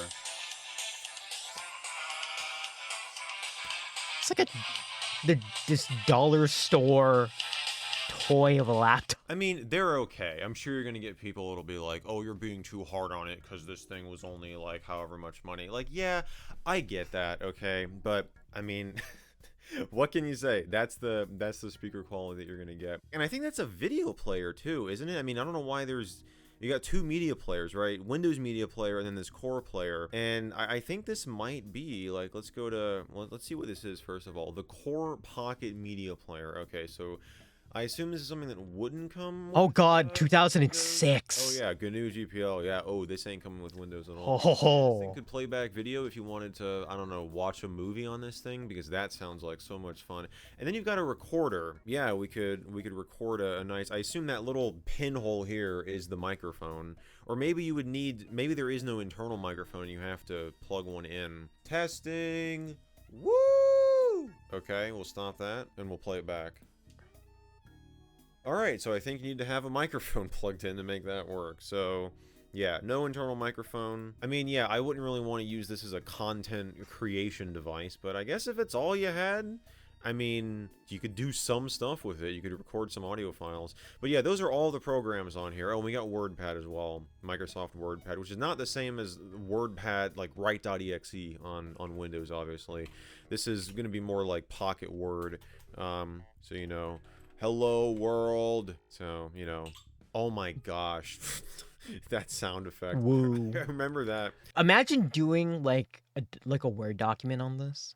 I don't think I could. Remember that from the Windows CE simulator, or emulator rather, that I mess around with. We're not going to bother saving that. But yeah, I think this is a document that I made earlier on. So yeah, there's that.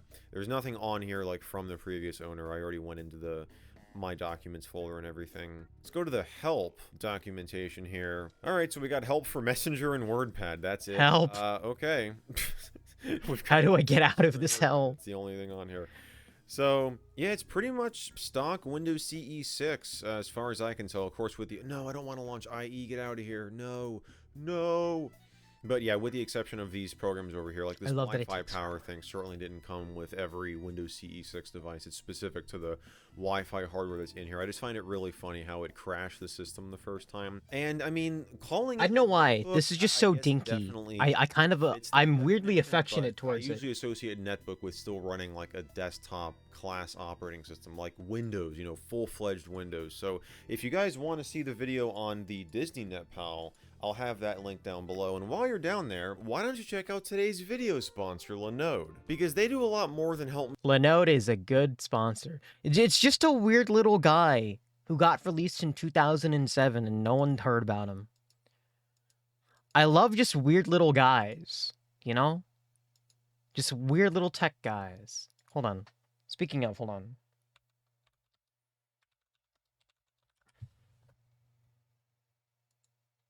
Speaking of weird little tech guys, look at this man. Look at him. Look at this guy. I want him immensely. He's an amazing little guy. Oh my god, he has an iPhone case. Okay, here we go. Look at this. Look at this absolute unit of a friend. He plays your music for you. I want one of these. I keep saying that I want to get one, and then I never do. And I think this year I'm just going to buy one for my birthday. Like, oh my god, he has a phone pouch now. He also has a friend who is the G3. Look at him. Look at that guy. Look at him. He even has a keyboard and mouse that you can, like, look at this.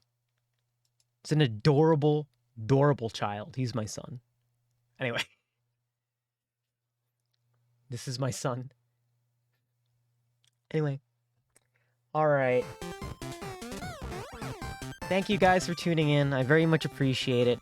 All the videos from that we weren't able to get to today will be in next week's... Well, I'm not going to say that. They're going to be saved for the next time. There, let's put it like that, because God forbid that we don't get through all the videos, because we're never going to. If there was ever a 3D printed Pascal Gout, that'd be a great accessory. I feel like there would be. Anyway. Thank you guys for tuning in. I always appreciate it. I love you all.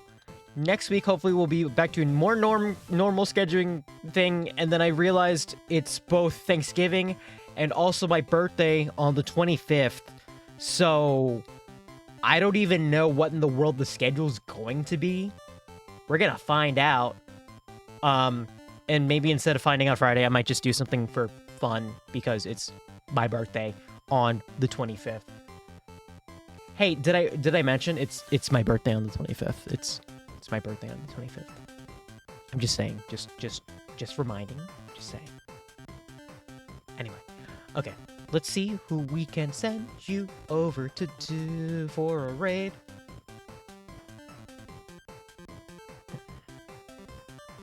Because everybody's doing something. Let's see what's everybody doing.